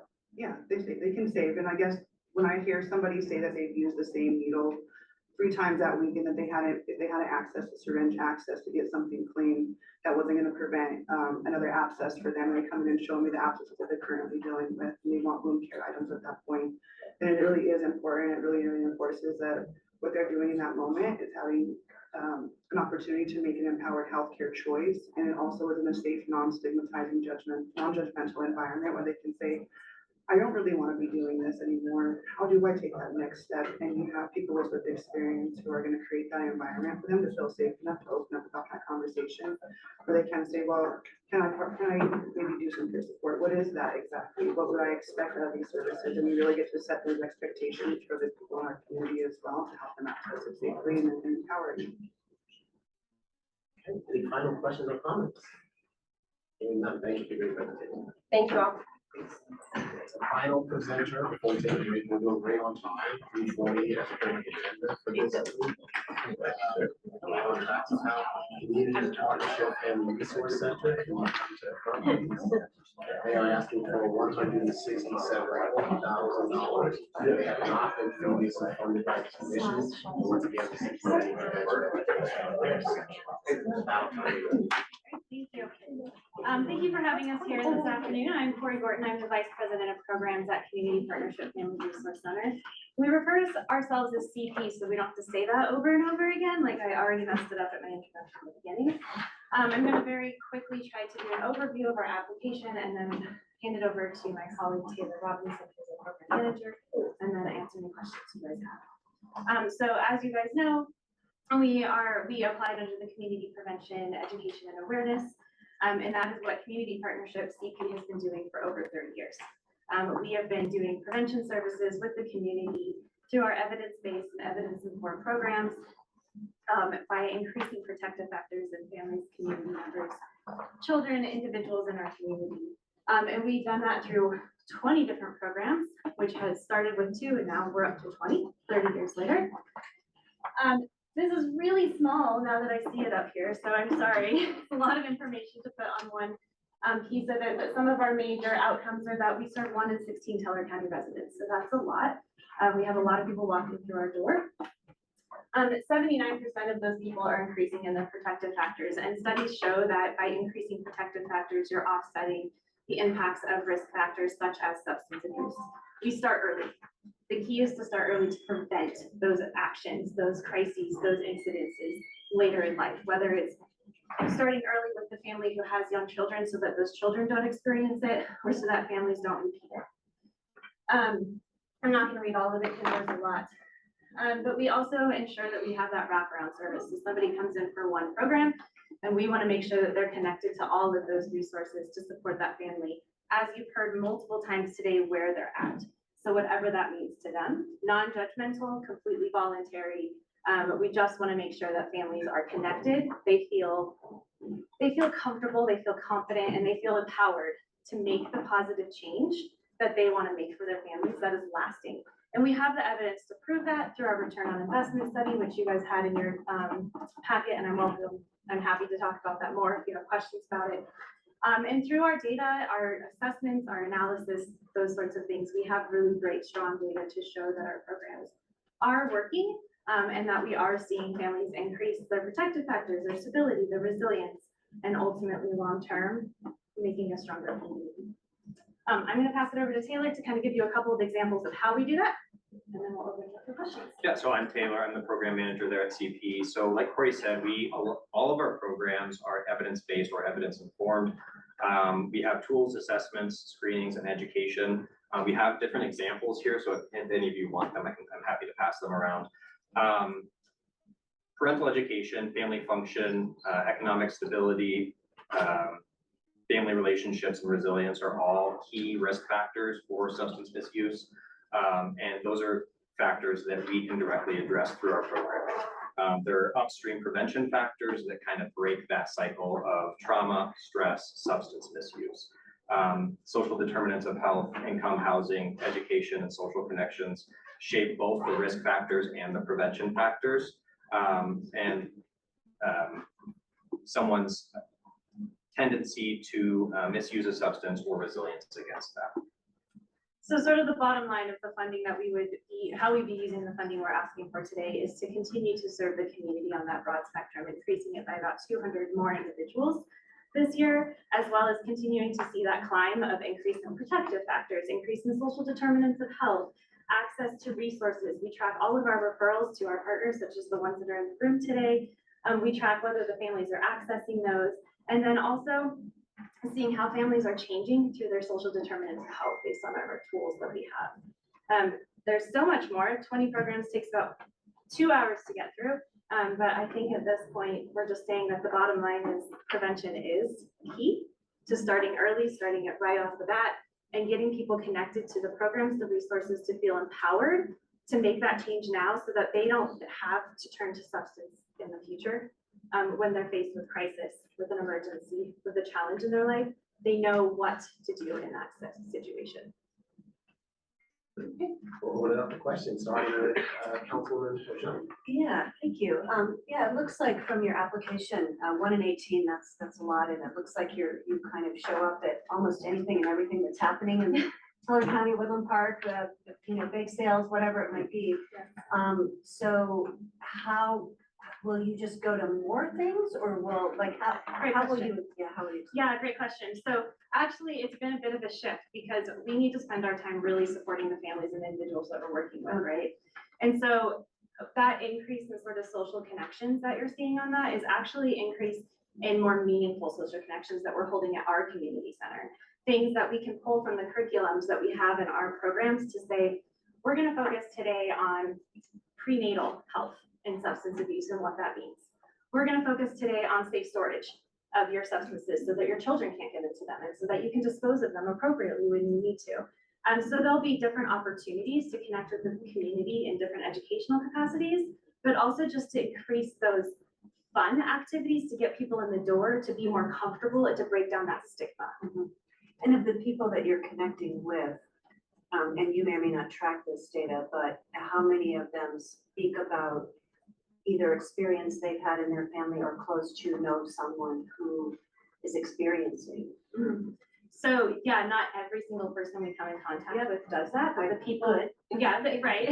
You'd be surprised what people open up about, just at the front desk and they walk in, you're like, okay, we're doing this today. We do all of our home visitation programs, so our parents as teachers program, our family support services, and our wraparound program. That is an explicit question on some of the assessments that we do with those families. So we are able to ask those explicitly. I'll be honest, people don't always answer, honestly, the first time around, which is why they're long-term programs, right?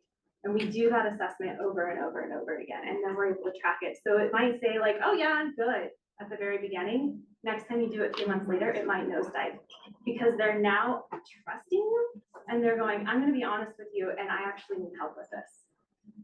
We also see people open up in our parenting programs, our nurturing families, even our cooking matters, our cooking classes, people will even open up. So if they share, we track that. If they don't, yes, we would never know. Sure. Good question. Other questions? Can you draw a clearer connection between kind of really touching on all these social determinants of health and then specifically on how you're doing that is impacting your county in terms of substance usage and being preventative or addressing usage? So a lot of studies have shown and research has shown that substance abuse is directly tied to child maltreatment abuse and childhood trauma. That is something that we do. I can tie it to any program easily. Not going to because that take time, but we want to make sure that families and individuals who walk in our doors in our community have a place where they can be open and honest. And it might be that they had childhood trauma that has now caused them to turn to substance use. It might be that there's trauma happening in their family right now with their own children, which then leads to substance abuse in those children later in life. So it's back to the prevention. We might not ever actually see the outcomes that happen in that prevention because it could be 15 years from now. We're planting the seed now to make sure that those families are stable, supported, and that those children are stable, supported, and resilient so that they don't make those decisions later in life. So I understand your question of like, how does this actually prevent substance abuse? It prevents substance abuse by giving people the tools, the resources, the empowerment, the connection, the community to say, I don't need to turn to that because I have all of this already around me so that later in life, substances aren't even a question. Right now, it might be substance is easy for me to go to because it's accessible. It's what I've grown up with. It's what I've known. Our goal is to break that cycle. Does that answer? Yeah. Any additional questions or comments? I feel like I'm yelling at you. I don't need to be. You should yell more, I'm actually. passionate. Yeah, just comment wise and, you know, in full disclosure, obviously, know these people well. County works with them a lot on multiple levels with DHS Public Health in a lot of different ways. But Clark County and probably, I would assume, probably rural El Paso County also, there's not somebody that is suffering from, you know, from substance abuse disorder. There's nowhere to go like there is down here. We have all these organizations that have presented to us today. And so what community partnership does for us, frankly, is everything. They do things that we can't do as a county or can't afford to do as a county. And they talk about return on investment. It truly is there, that there are things that we just rely on them for. So because either we can't or or it's just more cost effective for them to do it. I kind of liken it to, I don't know, maybe, you know, if you got a swimming pool and you got a big net in there and you're just trying to clean out the pool, 99% of the pool in Teller County, and actually it's 1 in 18, right? So it's not 99%, it's 84% doesn't walk through their door. But the 16% that are in some level of need, crisis, whatever that is, that some of those either are involved with or lead to, they've got all these different programs that, that not only provide them stability for their family, their home, their kids, but then they shoot out to all these additional resources. And it's the only place in the county where that happens. Aspen Mine Center to a degree, I don't wanna. And they're one of our leave them really out. close partners. Yeah, but they're kind of a function built into these two working really with symbiosis, really. Yeah. And those are the two organizations, and I don't wanna, take anything away from, we do have a couple of things like Stanley Conley runs the one group that we fund. But anyway, I just wanted to give you just a little perspective of how we view what community partnership does. And kind of, why that's so important, because there's nowhere to go. So Eric, it sounds like it's an open, trusted, known door. in the Very, community. yeah. People kind of refer to it as the Walmart for family needs, is what I've heard to, you come in for one thing and you end up leaving with 6 different things, because that's the whole point. Beyond our 20 different programs, we are the family resource center of the community. It is our job to connect people to the resources across the community. And so oftentimes that is going, we don't have that up here, but we're gonna connect you to our partners down in Colorado Springs. And we have to do that. We have to do that. Thank you. Additional questions? Michelle? No, I just echo what Commissioner Stone says. I mean, I can't speak highly enough about, they're one of our best community partners. We work really closely with a lot, but I would say Jody Forey and Taylor and all their team, I mean, they're amazing. And growing up in Teller, and then I didn't start working up there until 21. I've been working mostly primarily in the Springs. I didn't even know this was available to our community. So really trying to get the word out to our community that we have these resources available. And if you don't know, you just don't know. So we're grateful for the partnership. Yeah, so it sounds like I would define this, and you can correct me if I'm wrong, that you guys work super upstream, right? Because you're dealing with a lot of those issues long time before. But my question is you talked about some of the programs and presentations that you might provide. It sounds like you would be very open as, we're dealing with materials and coming up with educational type programming that would help people understand. And I do think that those upstream things are incredibly important, and folks need to have those coping skills and strong families, and all of those things are very preventative. At the same point, there are many parents and many individuals who don't understand really the dangers around these things. So I assume that especially if we have other partners that are creating educational materials and those things, that you guys would be willing to make sure that there's an emphasis on that as well. Yes. Yeah, I'm gonna pass you this. So this is some information from some of our programs, just some examples. So we have educator resources that our staff can reference, specifically around substance use, and then also handouts that we can give to parents. So there's multiple of our programs that it's already built into the curriculum.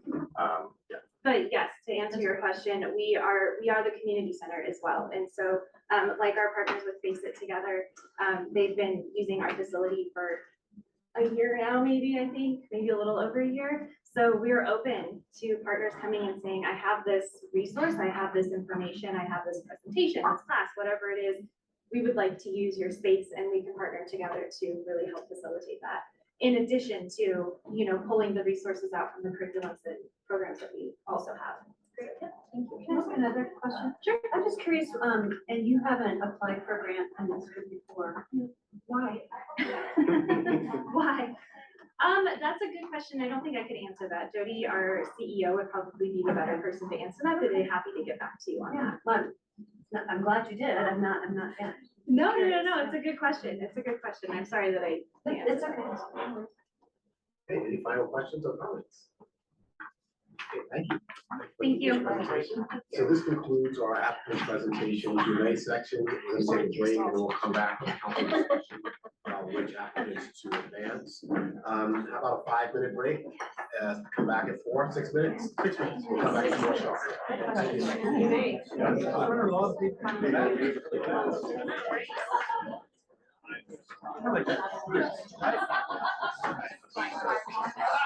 That doesn't sound like a good thing.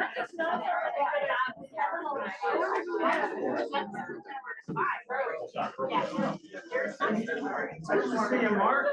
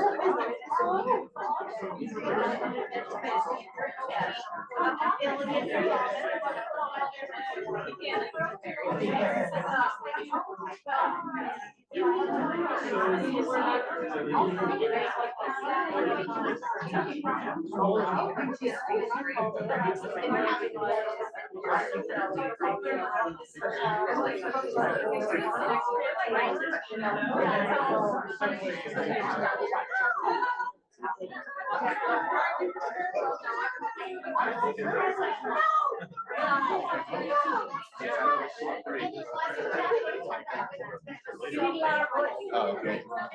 So that was a short break. Okay, thank you. Wow. I get my police whistle out. I still have one. That would do it too.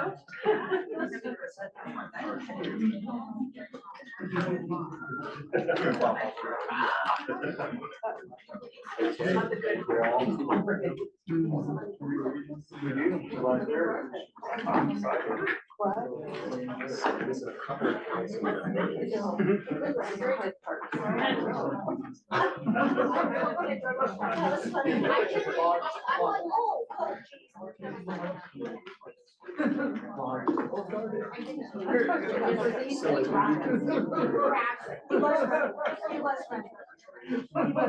So we're gonna reconvene, everyone. Thank you so much for hanging in there. So for the next hour, we are going to discuss those applicants that we reviewed. I want to highlight a couple of numbers before we begin. So this is the applicants that have applied and that we just heard from. These are the applicants for May that we need to discuss as well, those that we move forward. And I worked in the background, doing a little math to highlight that if we were to fund all of the applicants, which is not gonna happen, obviously, from the past and all those that have applied, we would be a little bit short, about $161,000. That doesn't take into account the change we just heard today. One group's decided to take a lot less. That's not gonna happen, but what I'm trying to do is show that you do have enough funding to fund, because the hope is that we can advance some to funding before we finish reviewing everyone all together. I think the groups particularly that came in May have been waiting in the background and get a lot of emails, so I wanna have a conversation about what group we advance today, and I'd like to double back to talk about those May applicants. And let's remember, there was one particularly crossroad turning points that came a couple of times, so. It's 152, about 152,000 less now after the 88,000. Correct, thank you. And James, just for clarification also, we have the word budget in there, but we don't have a budget. Those are available funds. Correct, thank you, available funds, thank you. Available funds, I'll take that. Okay, so what I wanted to start with was, this is what we did last time, we'll talk about the June applicants. So last time we kind of, just for time purposes, we fast tracked those that we, I think it was your suggestion, Commissioner, so that they were kind of called no-brainers. So we fast forwarded those. We can talk about it one by one, but I think some are gonna take more time than others. So there are a couple that we wanna start with that we think is an easy consensus to advance. Well, I will actually start with that. In regards to Homeward Pikes Peak, I don't know how we would survive without them and the work that they do with the Bloom and the housing and the sober living. And I've actually seen all of it. I went to every single home. I went to Bloom, I went to their supportive housing and their sober living, and adding more. I just think that with expenses going up, grants getting cut, I just think our community really can't afford to lose them. So we have an affirmation of Homeward Pikes Peak, that's the number one on our cheat list here. So comments on that, how does it feel? Yeah, I don't disagree with what you're saying about the value and, you know, that critical need that they're filling. I received some feedback through channels from the Attorney General's office that they weren't pleased that, and I'll start out with, I don't care that they're not pleased from the Attorney General's office, but they were hoping that all of these funds would go to new wonderful things that would solve everything. And we know that in reality, you know, there's no silver bullet or silver bullets out there. It's just a hard fight, hard journey. And Homeward Pikes Peak is certainly part of that. And but they would look at the money, or they did look at the money that we granted to Homeward Pikes Peak last time and said, well, you just supported something that already existed. You didn't move the needle at all. That's not what we were wanting you to do with this.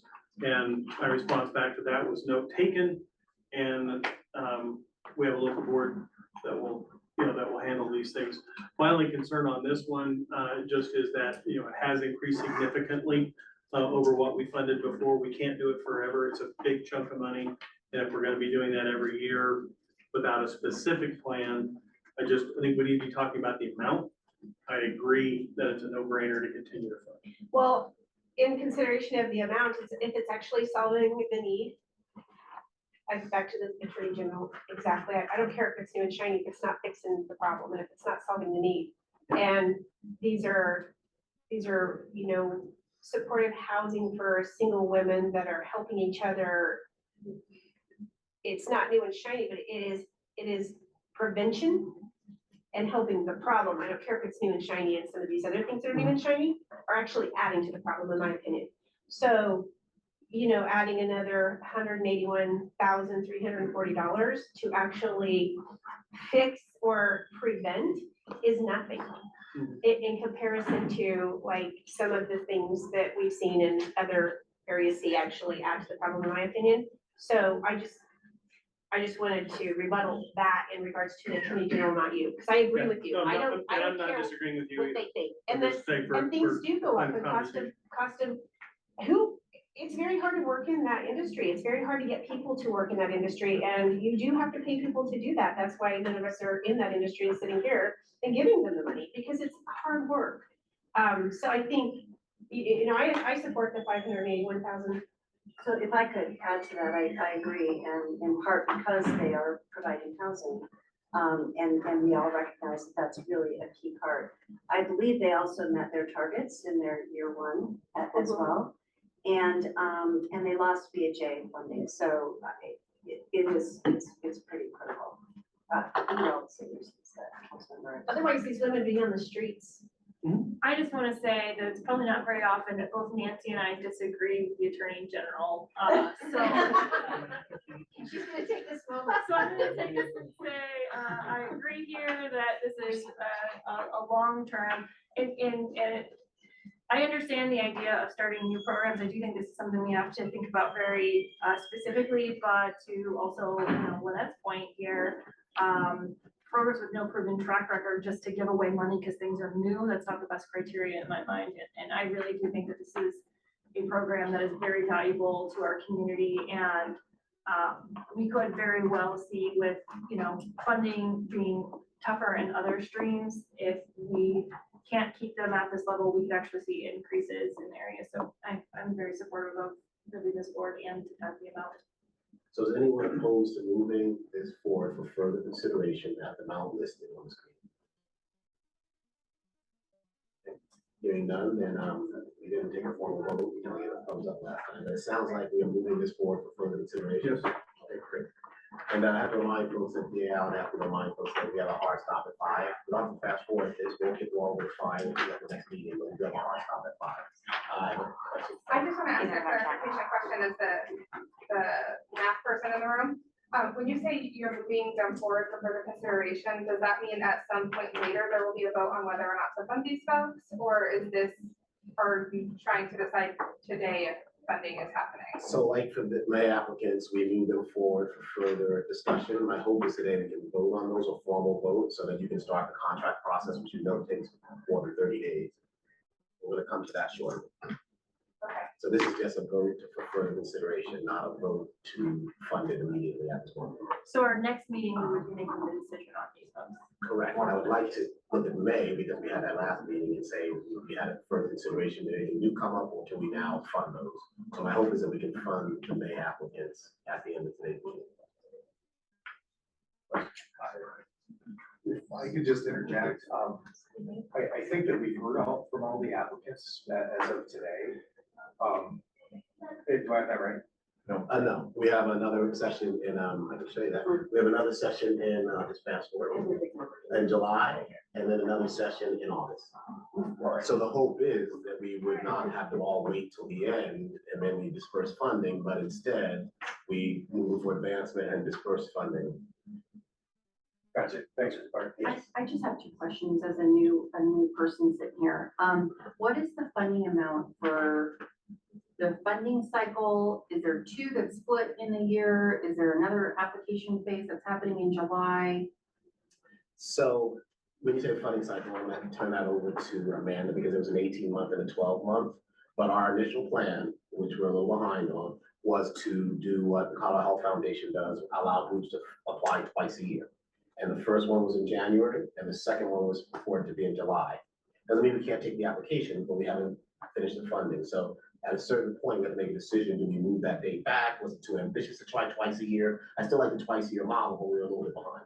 Okay, and then the ones that have received funding, are they, if they reapply, are they all treated exactly the same? Nobody's prioritized because they have received funding?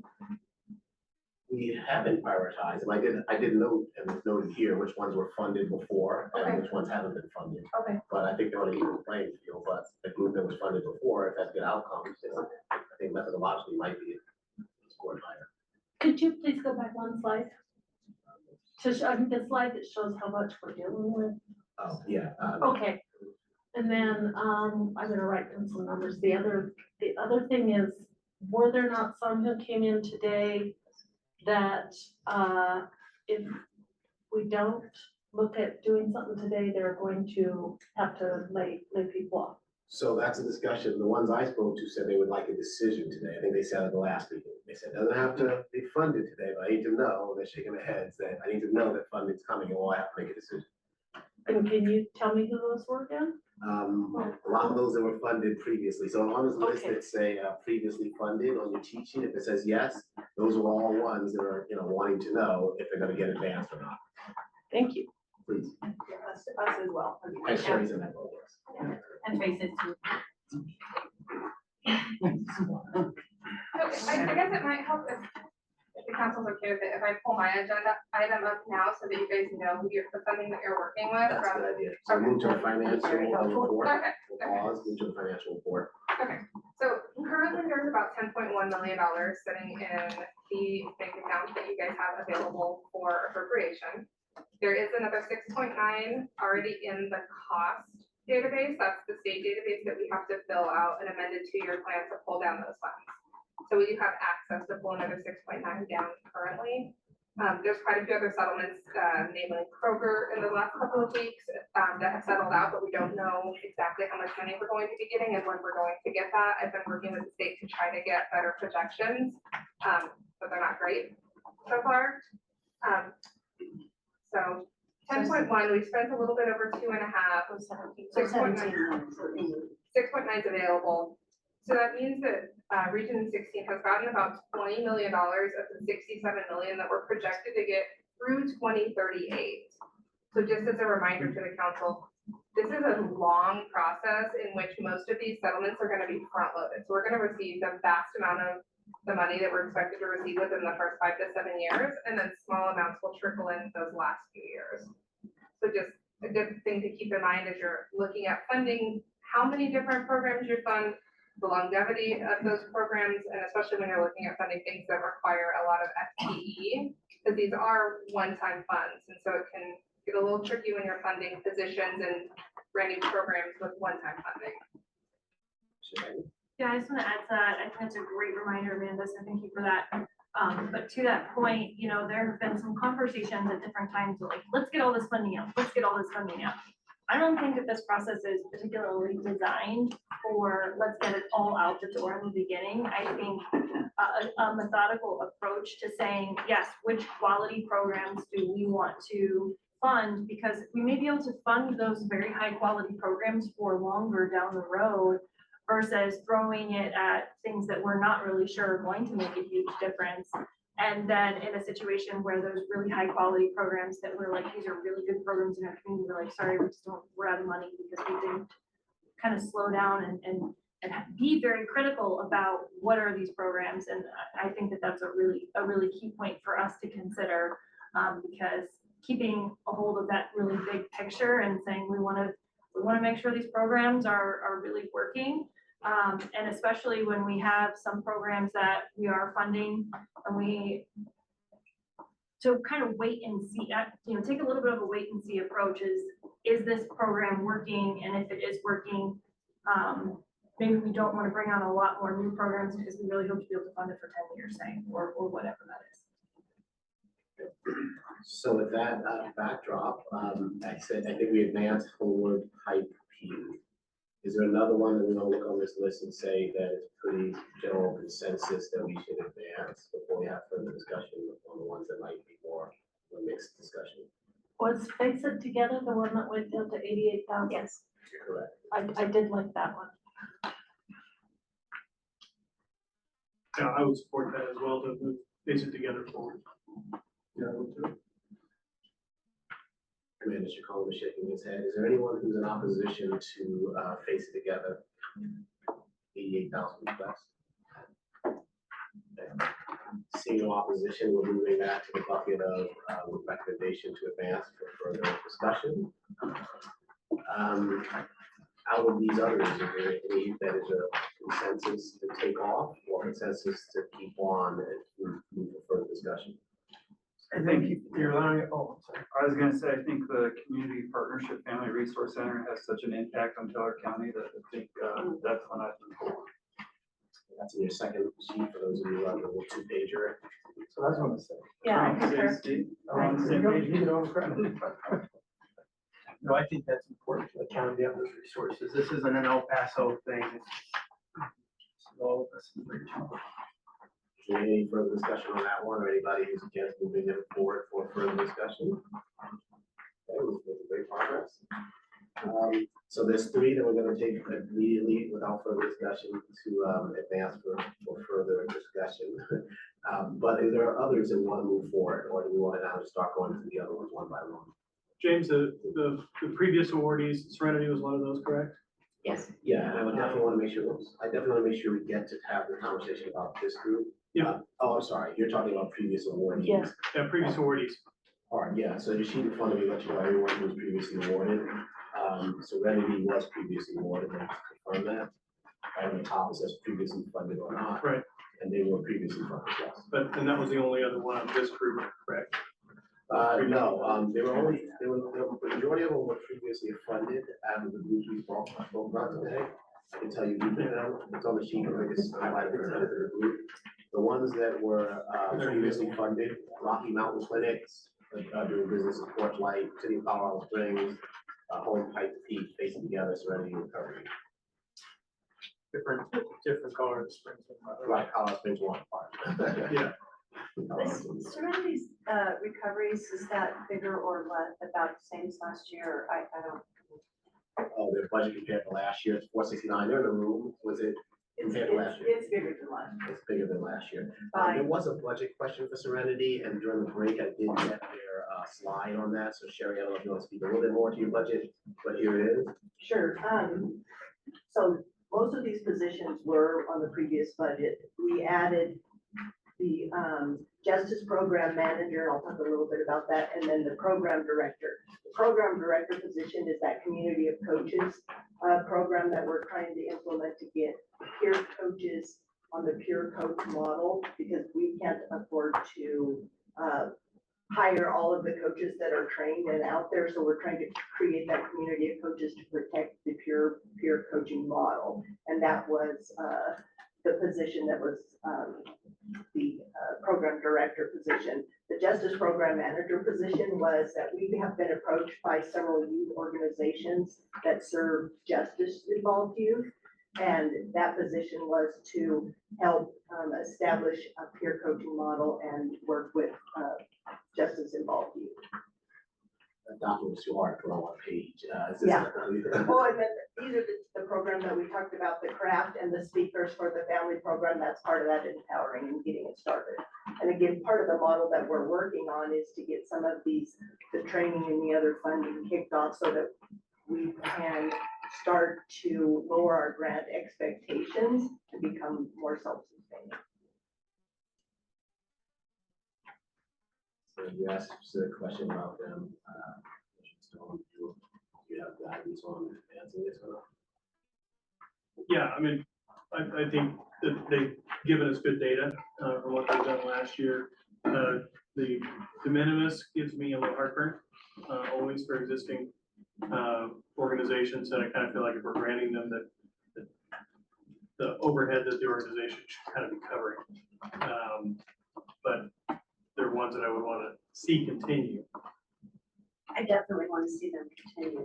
I don't have enough knowledge to speak to announce, but I definitely think they're doing a very good job and providing a really important service. Yes, I'm gonna bring up what I brought up, which I'm very concerned, and we've talked about this in this group. It's really easy, there's a lot of words that are thrown around, evidence-based and all of these things. However, there's a lot of different ideas about what is actually good for people. And sometimes, and we've seen this in this state in particular, we have to be careful because there's a lot also talk about stigma, but also normalizing is very bad. And so there's got to be a balance somewhere in there. I'm very concerned about hearing that we would refer people to a needle or exchange, syringe access. That is something our community has been very concerned about. I'm personally concerned as someone who, again, lost someone to an overdose. The idea that people would be putting those needles in their hand is so disturbing to me. And I just fundamentally disagree with that approach. I do not think it's valuable. I think there's a lot of other research about how these types of activities have actually made things worse in a lot of communities. I think that they also do a lot of very good things. That is just something I think maybe we want to explore as well. I don't know if we could even do that through contracting about saying, hey, if we're going to fund these kind of coaching services, I would like to make sure that we are not referring to people which could normalize or encourage additional drug use. I don't know if that's something we can even do, but that is it's a great concern for me. So two questions. So one, we could ask the group to let us know how many people using these funds were referred to those programs. Or two, we could suggest that the funds they use from us don't support that program, but that doesn't stop the greater challenge. So your thoughts on those suggestions? I would imagine running a program that way would be very challenging to say, I don't know, I would ask them. So Is that Sherry, something you if you want to come to the front, respond to that. So two questions. One, whether or not you'd have access to data to say existing funding, how many people were referred to that program with that funding, if that's even possible. And two, is it possible to say that none of the funds used for this application would go towards that program? The second question, I think, is a little tougher for me to answer. I don't know if Leonie has some insight on that. The first one was, I think that we have references when we do an intake, we provide, if we refer them to external sources, we do track that. So we would have that information. The second question, I don't know, Leonie. Can you come to the front? Sorry, just for the Zoom. It's gonna be.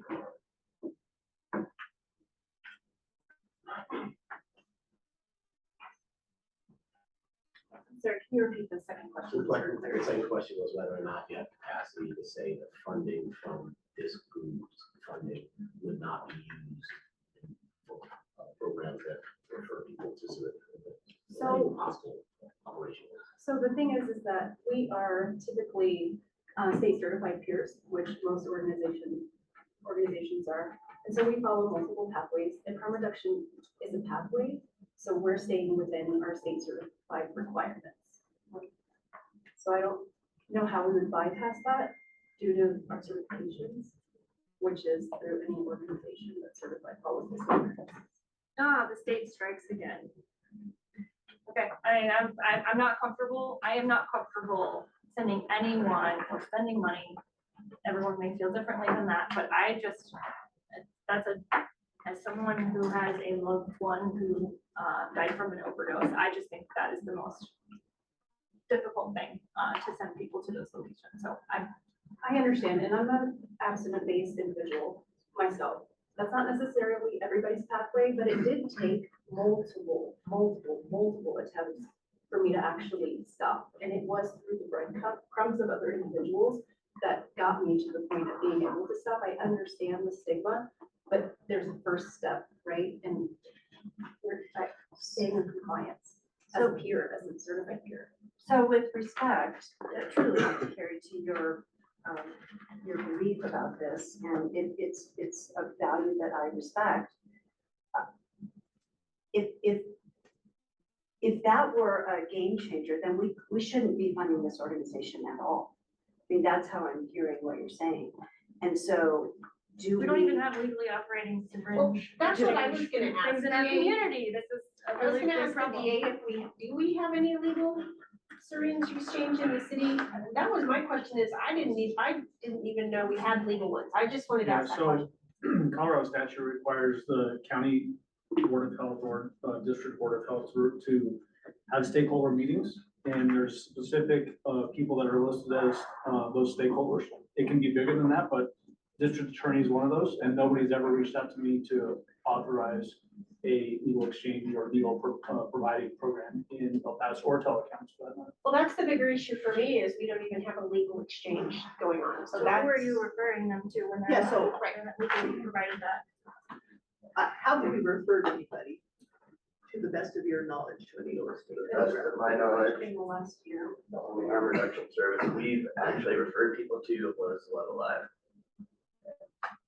They said it one night. Honestly, here in El Paso County. And that's Other than a that, very small. they refer. It was, what was it called? Love Alive. They just presented it. Yeah. Okay. Yeah, and there, I mean, that harm reduction service is located at Diverse's building on Moreno, and people go there for harm reduction services. It's a community partner. We've referred to them in the past, and it's not like we're encouraging use. I myself ex-IV drug user. I don't have hepatitis C, I don't have AIDS. A lot of people with abscesses not go to the hospital because of the stigma. And so if they had that wound care, maybe they could have gotten sick, but they've gotten sepsis and died that way because by the time they made it to the hospital, it was too late.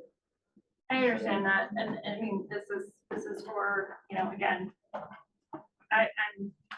I'm happy to hear that it's not widely used, but again, for every story of those, someone who wasn't referred to something different or maybe was not discouraged from doing that could be dead and they're not here to tell their story. And so, you know, this is a very complex issue and I'm not trying to minimize it, but it is a very complex issue and it's one that's very concerning to me. I won't go into details of, you know, my personal story, but there's very good reason why I think that it encourages use and is more detrimental than helpful. I'm interested in this certification, so I guess I would say certainly I wouldn't stand in the way with moving them forward because I do think there's a lot of good here. But I'd be very much more interested in the certification, and this is really problematic. It's the kind of things that we face in our state all the time. Harm reduction is a very broad word. And so I'm curious about what that is intending. You say, well, we have to allow for harm reduction. Well, that comes in a lot of different forms, some of which I would probably be much more comfortable with. But I would love to know, and that maybe is some research that we can bring back of what those requirements are. I would say I would not stand in the way of moving them forward at this point, but I have really big concerns because we've done a really bad job in the state. I hear a lot of references to Denver. We have a program in Denver. We're coming down here. Denver's doing terribly. These are not things to emulate, and I don't want to become Denver. Our community doesn't want to become Denver. And well-meaning for certain, but it's going the absolute wrong direction in a lot of those cases. So if we have to follow the law. So if there is somehow a law in the certification that absolutely says, if someone says, I want to use, and I need to know where to go get a syringe, then that's one thing. But it's a broad, you know, being open to that. So that's very nuanced. And I'd like to understand more about that so that we're not just going down the road saying we have to do this by law, which is something that can get us in trouble. But I think it's important that we stay in our lane and get them to the resource that they need for further help, because we're not federal health techs, we don't have medical oversight. And it sounds like that resource is largely unavailable in El Paso. Right. And certainly not. Right. No, it's here, We don't, operating legally, the syringe. we don't give suggestions or advice on them that they should go to these places. It's a very person-centered approach, like it's their recovery, they choose what they want to do and we help guide them on that way. So if they ask for these resources, we're not going to deprive them. You're not introducing it every single contact that you're having, okay. Commissioner Williams? But if we heard from, okay, I take it it's Access Point, the Colorado Health Network. We heard from them today, they have a new person, the district attorney's right there. Whether we, just moving away from philosophical discussion, which I probably agree with Commissioner Geithner on. Let's get them the process of how to get certified, so we do something good out of this meeting today. If they haven't been certified in the past, then there's the district attorney and there's the organization, they get together, and if this is what they want to continue doing, because I'm seeing a Gazette article here about that, let's do it. Let's get them certified if that's, you know, if it's legal in Colorado, and that's, you know, just the way it is, I think. So we heard, just for reference real quick, it's CRS, Colorado Statute 251520. And it requires whoever wants to provide a needle exchange program to go through either the county board of health or the district board of health, that then has to go through stakeholder meetings. So the individual entity that wants to provide it doesn't just come to the DA or to the police chief. You go to board of health, who then comes to the DA, police chiefs, and other stakeholders to then get a legal needle exchange program set up. Nobody from board of health from anywhere has ever contacted me during my tenure as DA. Nobody ever contacted the former DA, Dan May, to set up a legal needle exchange program. Nobody has talked to Chief Vasquez from CSPD, nor the former chief, Vince Niski. So there hasn't been stakeholding that has happened initiated by either the county board of health or any other district board of health. So anything that's operating now is actually operating outside of what's allowed by law. In And so- El Paso County. Maybe Deanne, can you raise your hand? Okay, the person in the group who needs to talk to Deanne can talk to Deanne after the meeting. I was just gonna say, we talked about Colorado Health and she's been raising her hand for probably the last few minutes. And so I was just curious to see what she had to say, if that's allowable. So I think, thank you for your time. You can, so how about we bring Colorado Health up? The goal again, we have 30 minutes left. We're not gonna fast track this. Well, if we could just finish the question on Serenity though. Yeah, It so sounds like, what I would prefer is to move them you just forward cut me with off, that. Eric. I'm You just sorry. cut me off. I didn't, thank you. I apologize. He does that all the What I time. was just gonna say is that, we've had the discussion on Serenity. It sounds like Carrie is okay with that. Let's moving forward for further discussion. And so I would say we can do that. So is anyone, can we have an answer for the 9 groups that presented today? Is there another one? Let's just go through the next, How much money was that total? Was that at the bottom? This meeting is being recorded. what's your question? How many up to total have we funded? What's the total we funded thus far? What we just passed, how much Oh, is that in pardon me, total? I do have that part. That is, 880,176.91. And that's off to 17 million, yes. Correct. 10 million is 17 million. Yeah, looking 17, this one's Okay. So, thank you. So now we are back to the June applicants. We moved 4 of the 9 forward. How do folks feel about Hazelbrook? Given the time period, I just want to know, do we still have reservations? We can get more data. Hazelbrook Community Center, Paradigm 1.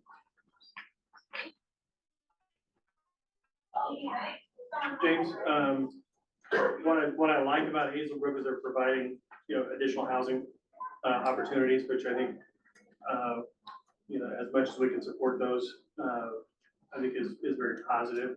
So I view this as a positive request. It's, they're moving on to expand services, which I think is important on something which has already started. And so I would like to see this one move forward. I would agree with that. The conversation, any concerns with this group moving forward for further consideration? Hearing none, we will move this group forward for further consideration. Elk Meadow, you're all 250,000.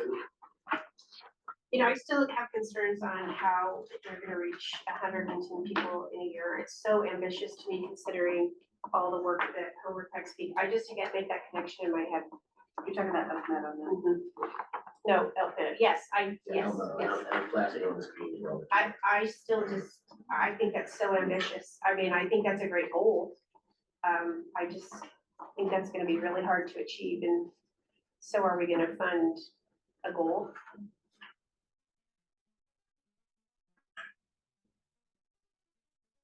Other comments on this one? I share those concerns.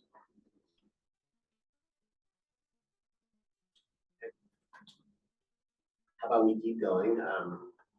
Hope COS, 156,000. Data here. And to our new group, and I think the new groups are a little bit of a disadvantage, even though there's a desire to fund the groups. So they haven't funded, not saying new to this council, because they haven't gotten funded before from this council. So thoughts on this one? I would like to ask the sheriff's office in particular, because some of this is administered through there. And there were comments made, I believe on this one, making sure my notes are correct, on being able to go into the jail in the future and that they're working with those populations. And I'd love to get your perspective on whether this is the correct program, a program that's working well, and whether you see in the future that they would be able to enter the jail. So I was actually speaking with our JVBS manager on this. There's one email that's outstanding on getting back with someone as far as coming into the jail and what that would look like. I know that they work hand in hand with Bobby, and there've been, how many people? They do a lot of virtual meetings with our population. They're not currently coming into the facility. We have met with them through our opiate funding. Our peer has met with them, but we don't have we're still waiting on getting them, And clearly getting all the. It's more than documentation. likely due to CJIS compliance, so they can't come in constantly. We have to go through a process. And so that email connection, we're gonna have to follow up on to get them into the door. But right now, we're handling it virtually, and I'm hearing that it's positive. A lot of the connections that they're doing with our inmates. So I can only add, just generally, they have a positive relationship with the city. I don't know around these specific services, but the city's been contracting with them for sheltering services, and it's been positive. So I'd like to comment, but I also need to say, I sit on their board, so I won't be voting on this. But I think a lot of the organization, and I think they do a great job, and we have people with lived experience running the organization, have a heart for the work, and do great work out in the community. But again, I sit on the board, so. Question for Kenny. Kenny, I assume the approach of this, public disclosure allows them to comment but not vote. And it kind of strikes me that the reminder, if anyone else has a conflict, to kind of state it so, and now we have one. That reminded me, I sit on TESA board, so if you could just strike the record that I abstained from voting on TESA on the last one. Okay. And if you could add me for CASA on the last one. Oh, just 2 extra things. Mr. Chair, if I get just a moment to look at something. Yep, go ahead. Still want to speak on this.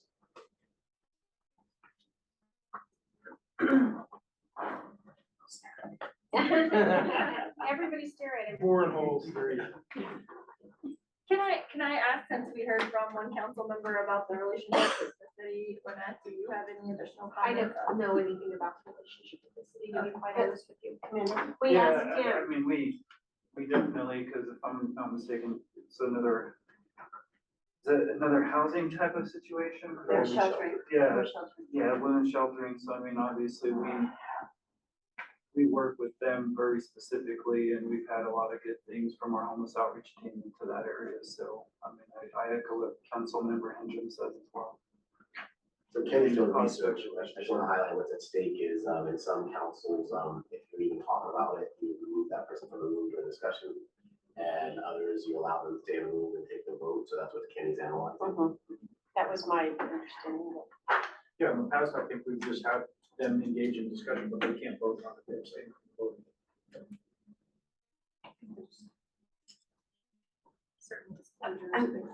I'm trying to remember, this has been a while now, but conversations we had before as it related to organizations that are represented at the table, like the sheriff, I can't remember, the program, the DARE program. Did the sheriff, I can't remember if he recused himself from that, or if he voted on it. he recused himself. He did. Yes, he did. I remember that. The attorney has the answer. I was gonna say, I think that's the easier of them. I think that there's discretion to recuse or to abstain from a vote if it's your organization as a governmental entity represented on. That's what I'm remembering is that. Right, but I do believe that Could. it can be voted It upon. can be legally. Correct. Yeah. So what does it matter? Okay, so, anything further, Kenny? Sorry, I'm still looking into those who are on nonprofit boards. So we'll let you keep doing that. We'll keep the conversation going on the other one. All right. So it sounds like Hope COS. Any other discussion on this? Is it the wisdom of this group to advance Hope COS for further discussion? Yes. Advance. Okay. Yes. Anybody opposed to advancing them for further discussion? Hearing none, we'll advance it for further discussion. It'll be fully funded. Serenity, we did advance. Colorado Springs. Let's open up Colorado Springs for discussion.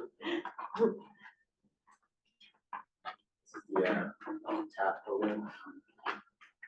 I will just say that the Colorado Springs, I think they're a proven entity, obviously with the fire department. They've got some great programs out there with HOP, ART, CRT, crisis response.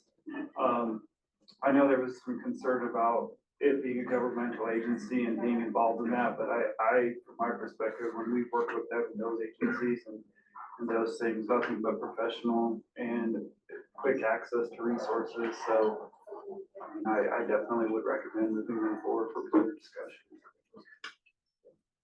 I oppose moving them forward for discussion. I'm very sorry, but I just feel like this is a huge expansion of government and it does not, to me, I think the expansion from a fire department, it just does not fit for me in my brain. As I said, there is some good work being done, but I'm very uncomfortable with the expansion of, it feels very strange to me to house this under the fire department and I don't feel like it's appropriate, so I'm sorry. So I think one of the things I want to say on this is, either the doctor or you said they have a unique ability to have immediate contact with somebody.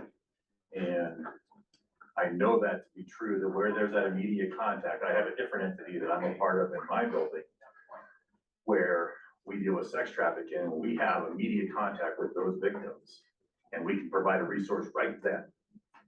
We have much more success with those victims of the sex trafficking, and that's a whole different animal, but in the same regard, the fire department has immediate access to these folks. And I think the immediate ability for them to intervene right there is super important. That's the previous program, but this is not in this emergency situations, which is why I asked that question. No, it's not an emergency situation, I agree. However, the example given is somebody's let out of CJC and they make that left turn on Las Vegas, and now I think now you might have a very high temptation for that person to. Nonprofits can handle that in the exact same way. And maybe, So maybe the case. that's my perspective. Yes, ma'am, and I'm just providing my opinion.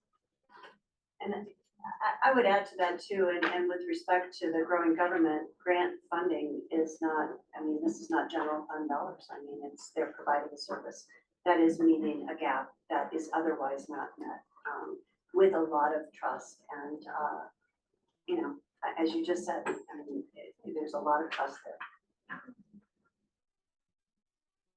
Do other members have reservations with this one? Well, I just go back to the concern that for the success is of all the housing and even on your own write-up. Your concern as well as the facilitator was it's not sustainable without the housing, and with these housing needs assessments going, we have no housing. So, I mean, all of them in housing, I have a problem with because we don't have it. We're just not gonna have it. It continues to go down. So that's my only. Yeah, I agree that housing is a challenge, but it is truly for all of these programs. And I wouldn't want to, yeah, and I don't want to discriminate against this group because of that issue. Kenny's gonna jump back in then. Thank you, Mr. Chair, if I could just jump back in. Thanks for giving me just a second. Again, I think it's pretty clear as far as governmental entities represented on the council.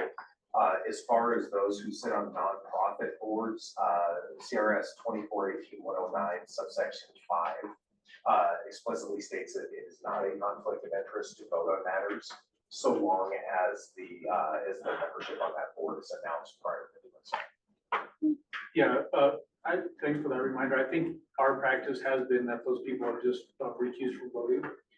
I believe that has been the Just practice. to remove any appearance of impropriety. Correct, and I believe that some government members have done so too. Exactly, yeah. But I don't think that legally it's a mandate. I agree. So on this particular one, it seems like there's a not a unanimous vote. Doesn't mean that we won't take a vote in the future that allows even a non-unanimous vote to advance this, but for the purposes of time, they want to keep going to those in their unanimity. Yeah, I think it's a word unanimous going on. Does anybody disagree that we should keep going, or do we want to sit? Well, I guess the question is, can one member stop Yeah. a whole? Well, there's at least a couple, there's at least two, but I would say, I would be in favor of moving it forward because it doesn't necessarily mean that we're guaranteeing funding. It's just more discussion down the road, so I would be actually in favor of moving it forward. I liked the program. I would like to move them forward, but maybe even consider a lesser amount. So what if we did one FTE and see if they can come back and say, okay, this is what we want to reduce it for, because I think their data that they're going to produce is going to be really interesting. I like the whole idea of turning right out of the jail and not going left out of onto Las Vegas Street. And so I would like to see what their data is 6 months, from now. So, Or, a year from now. So what I'm hearing is that if the group potentially agrees, we could advance this for further discussion and maybe invite them back with more dialogue or discussion. And if we do that, it might even take a look at some national trends that police department and fire department are changing due to the opioid crisis, and look at some national best practices. Not that I would be deciding, but I think it would be more illuminating than what's happening nationally in the fire departments and police departments. And now that I'm thinking about it, when these come through, if you could provide us information on those that, like, Homeward owns their house and they have their housing and they secured their housing versus those who are looking for housing, and I think that would really help a lot, because again, there's a big disconnect there, whether you own your housing and you have your own, rather than you're having vouchers and looking for housing. I can make that clear for the next round. That's the gap for me. Okay, great, thank you.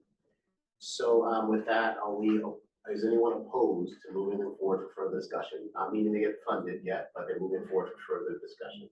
Anyone opposed to that? For the record, I'm still opposed. Is anyone else opposed to that?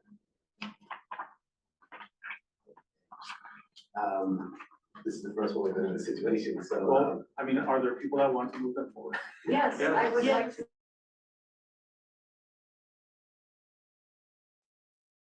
The future, but it's not going to get funded at this time like some of the other ones. Or, okay, so let's go to the next one. We have Southern Colorado Health Network, and we're running about 6 minutes on time, hard stop. So this one, is there anyone supportive of moving this forward or opposed to moving this forward? As a reminder, they have the data on harm reduction and I'm opposed to that. I'm not. is anyone, okay, yeah, okay. For purposes of time, unless anyone is adamantly opposed to it, I'm gonna keep going with the understanding that we're not right now moving this forward for further discussion. Okay. Okay, please.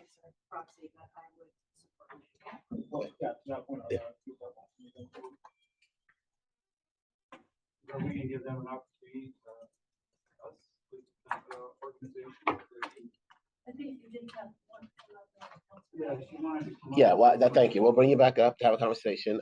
I was just gonna say that this doesn't mean that they're not receiving funding at all. What it means is in our preliminary review, they haven't been moved to the next round. Okay. So is there a question that we have for her? Thank you for the opportunity to come up. I wasn't sure, I didn't want to break Yeah. protocol. Yep. I have documentation outlined of the stakeholder engagement. And like I had mentioned to the commission, it's not up to the part that I would. I would love the opportunity to actually do it correctly. I'd be happy to bring this data. I would be happy to get just so you know how I want programming. I would definitely ask that we not penalize the folks for utilizing the program.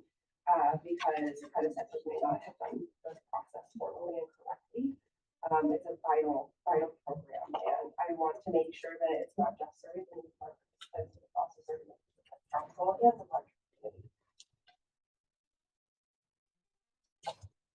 That sounds to me like two different things, though, right? What you're talking about is whether that continues in El Paso County or not, right?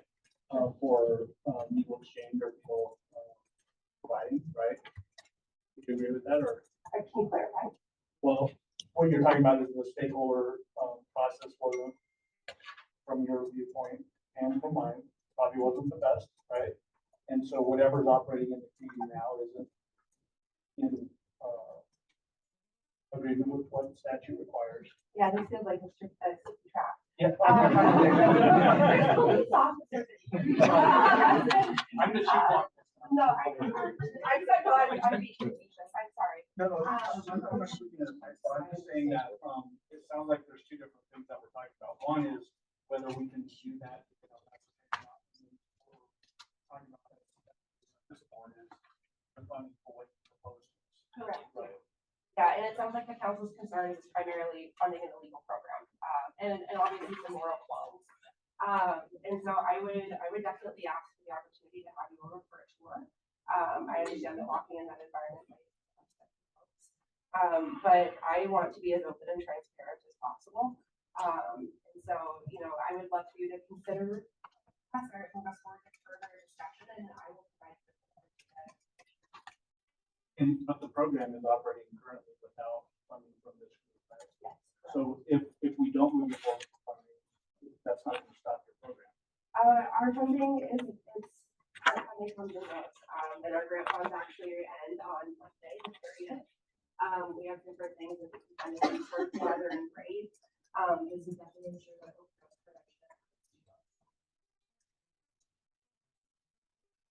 I would say no for now, but I'd like to see them apply. What do others think? I think I have a question. Isn't specific to this, but specific to the idea that it seems that there are individuals on this board who are adamantly opposed to this particular form of harm reduction. If everybody who comes to us with this form of harm reduction is going to be turned away, then I think we need to be honest with people who come to us with applications to tell them that we are not going to obtain harm reduction. I've always been honest about that. So, Right, that you don't yeah. run the whole board. I mean, you're a member on there, but you don't run the whole board. So, Understood, but you're really rude, actually. And my opinion is valid here, and I have spoken up, and I think there are a lot of people who also make these comments along the board. You haven't even been here the entire time. So there were a lot of discussions about that early on. And I really think that absolutely, if we want to have a vote and say we're not going to do that, we should do that time. But otherwise, we have discussion. My opinion is just as valid. I didn't say yours I wasn't think it's been valid. very rude. You I think it's been said, very rude. you said basically we weren't going to do it. No, I did I'm not. saying you make that decision. We make those I did not say that, and you were being incredibly rude. So, Yeah, no, my only comment was that the situation that we're in right now is that we do not have an approved legal way to do this, and so we're premature to consider funding until you go through that process and find that approval, which will lead you through, the Board of Health, through the stakeholders for that, so we're premature. I support that. we are at the end of our meeting, so I think I'm gonna be in touch with the applicants on next steps. I do want to give Amanda a shot. She gave a partial financial report. Do you want to just not give it and not vote on the financial report, or do you want to do it for the next meeting? How do you want to? I'm good. There's nothing about Okay, so with that, I have some decisions and some areas to further discuss, but I wanted to pause at this point for the purposes of having the hard stop at 5. So if that's the case, can I get a formal motion to adjourn? Okay, no motion needed apparently. Thank you. Motion to adjourn.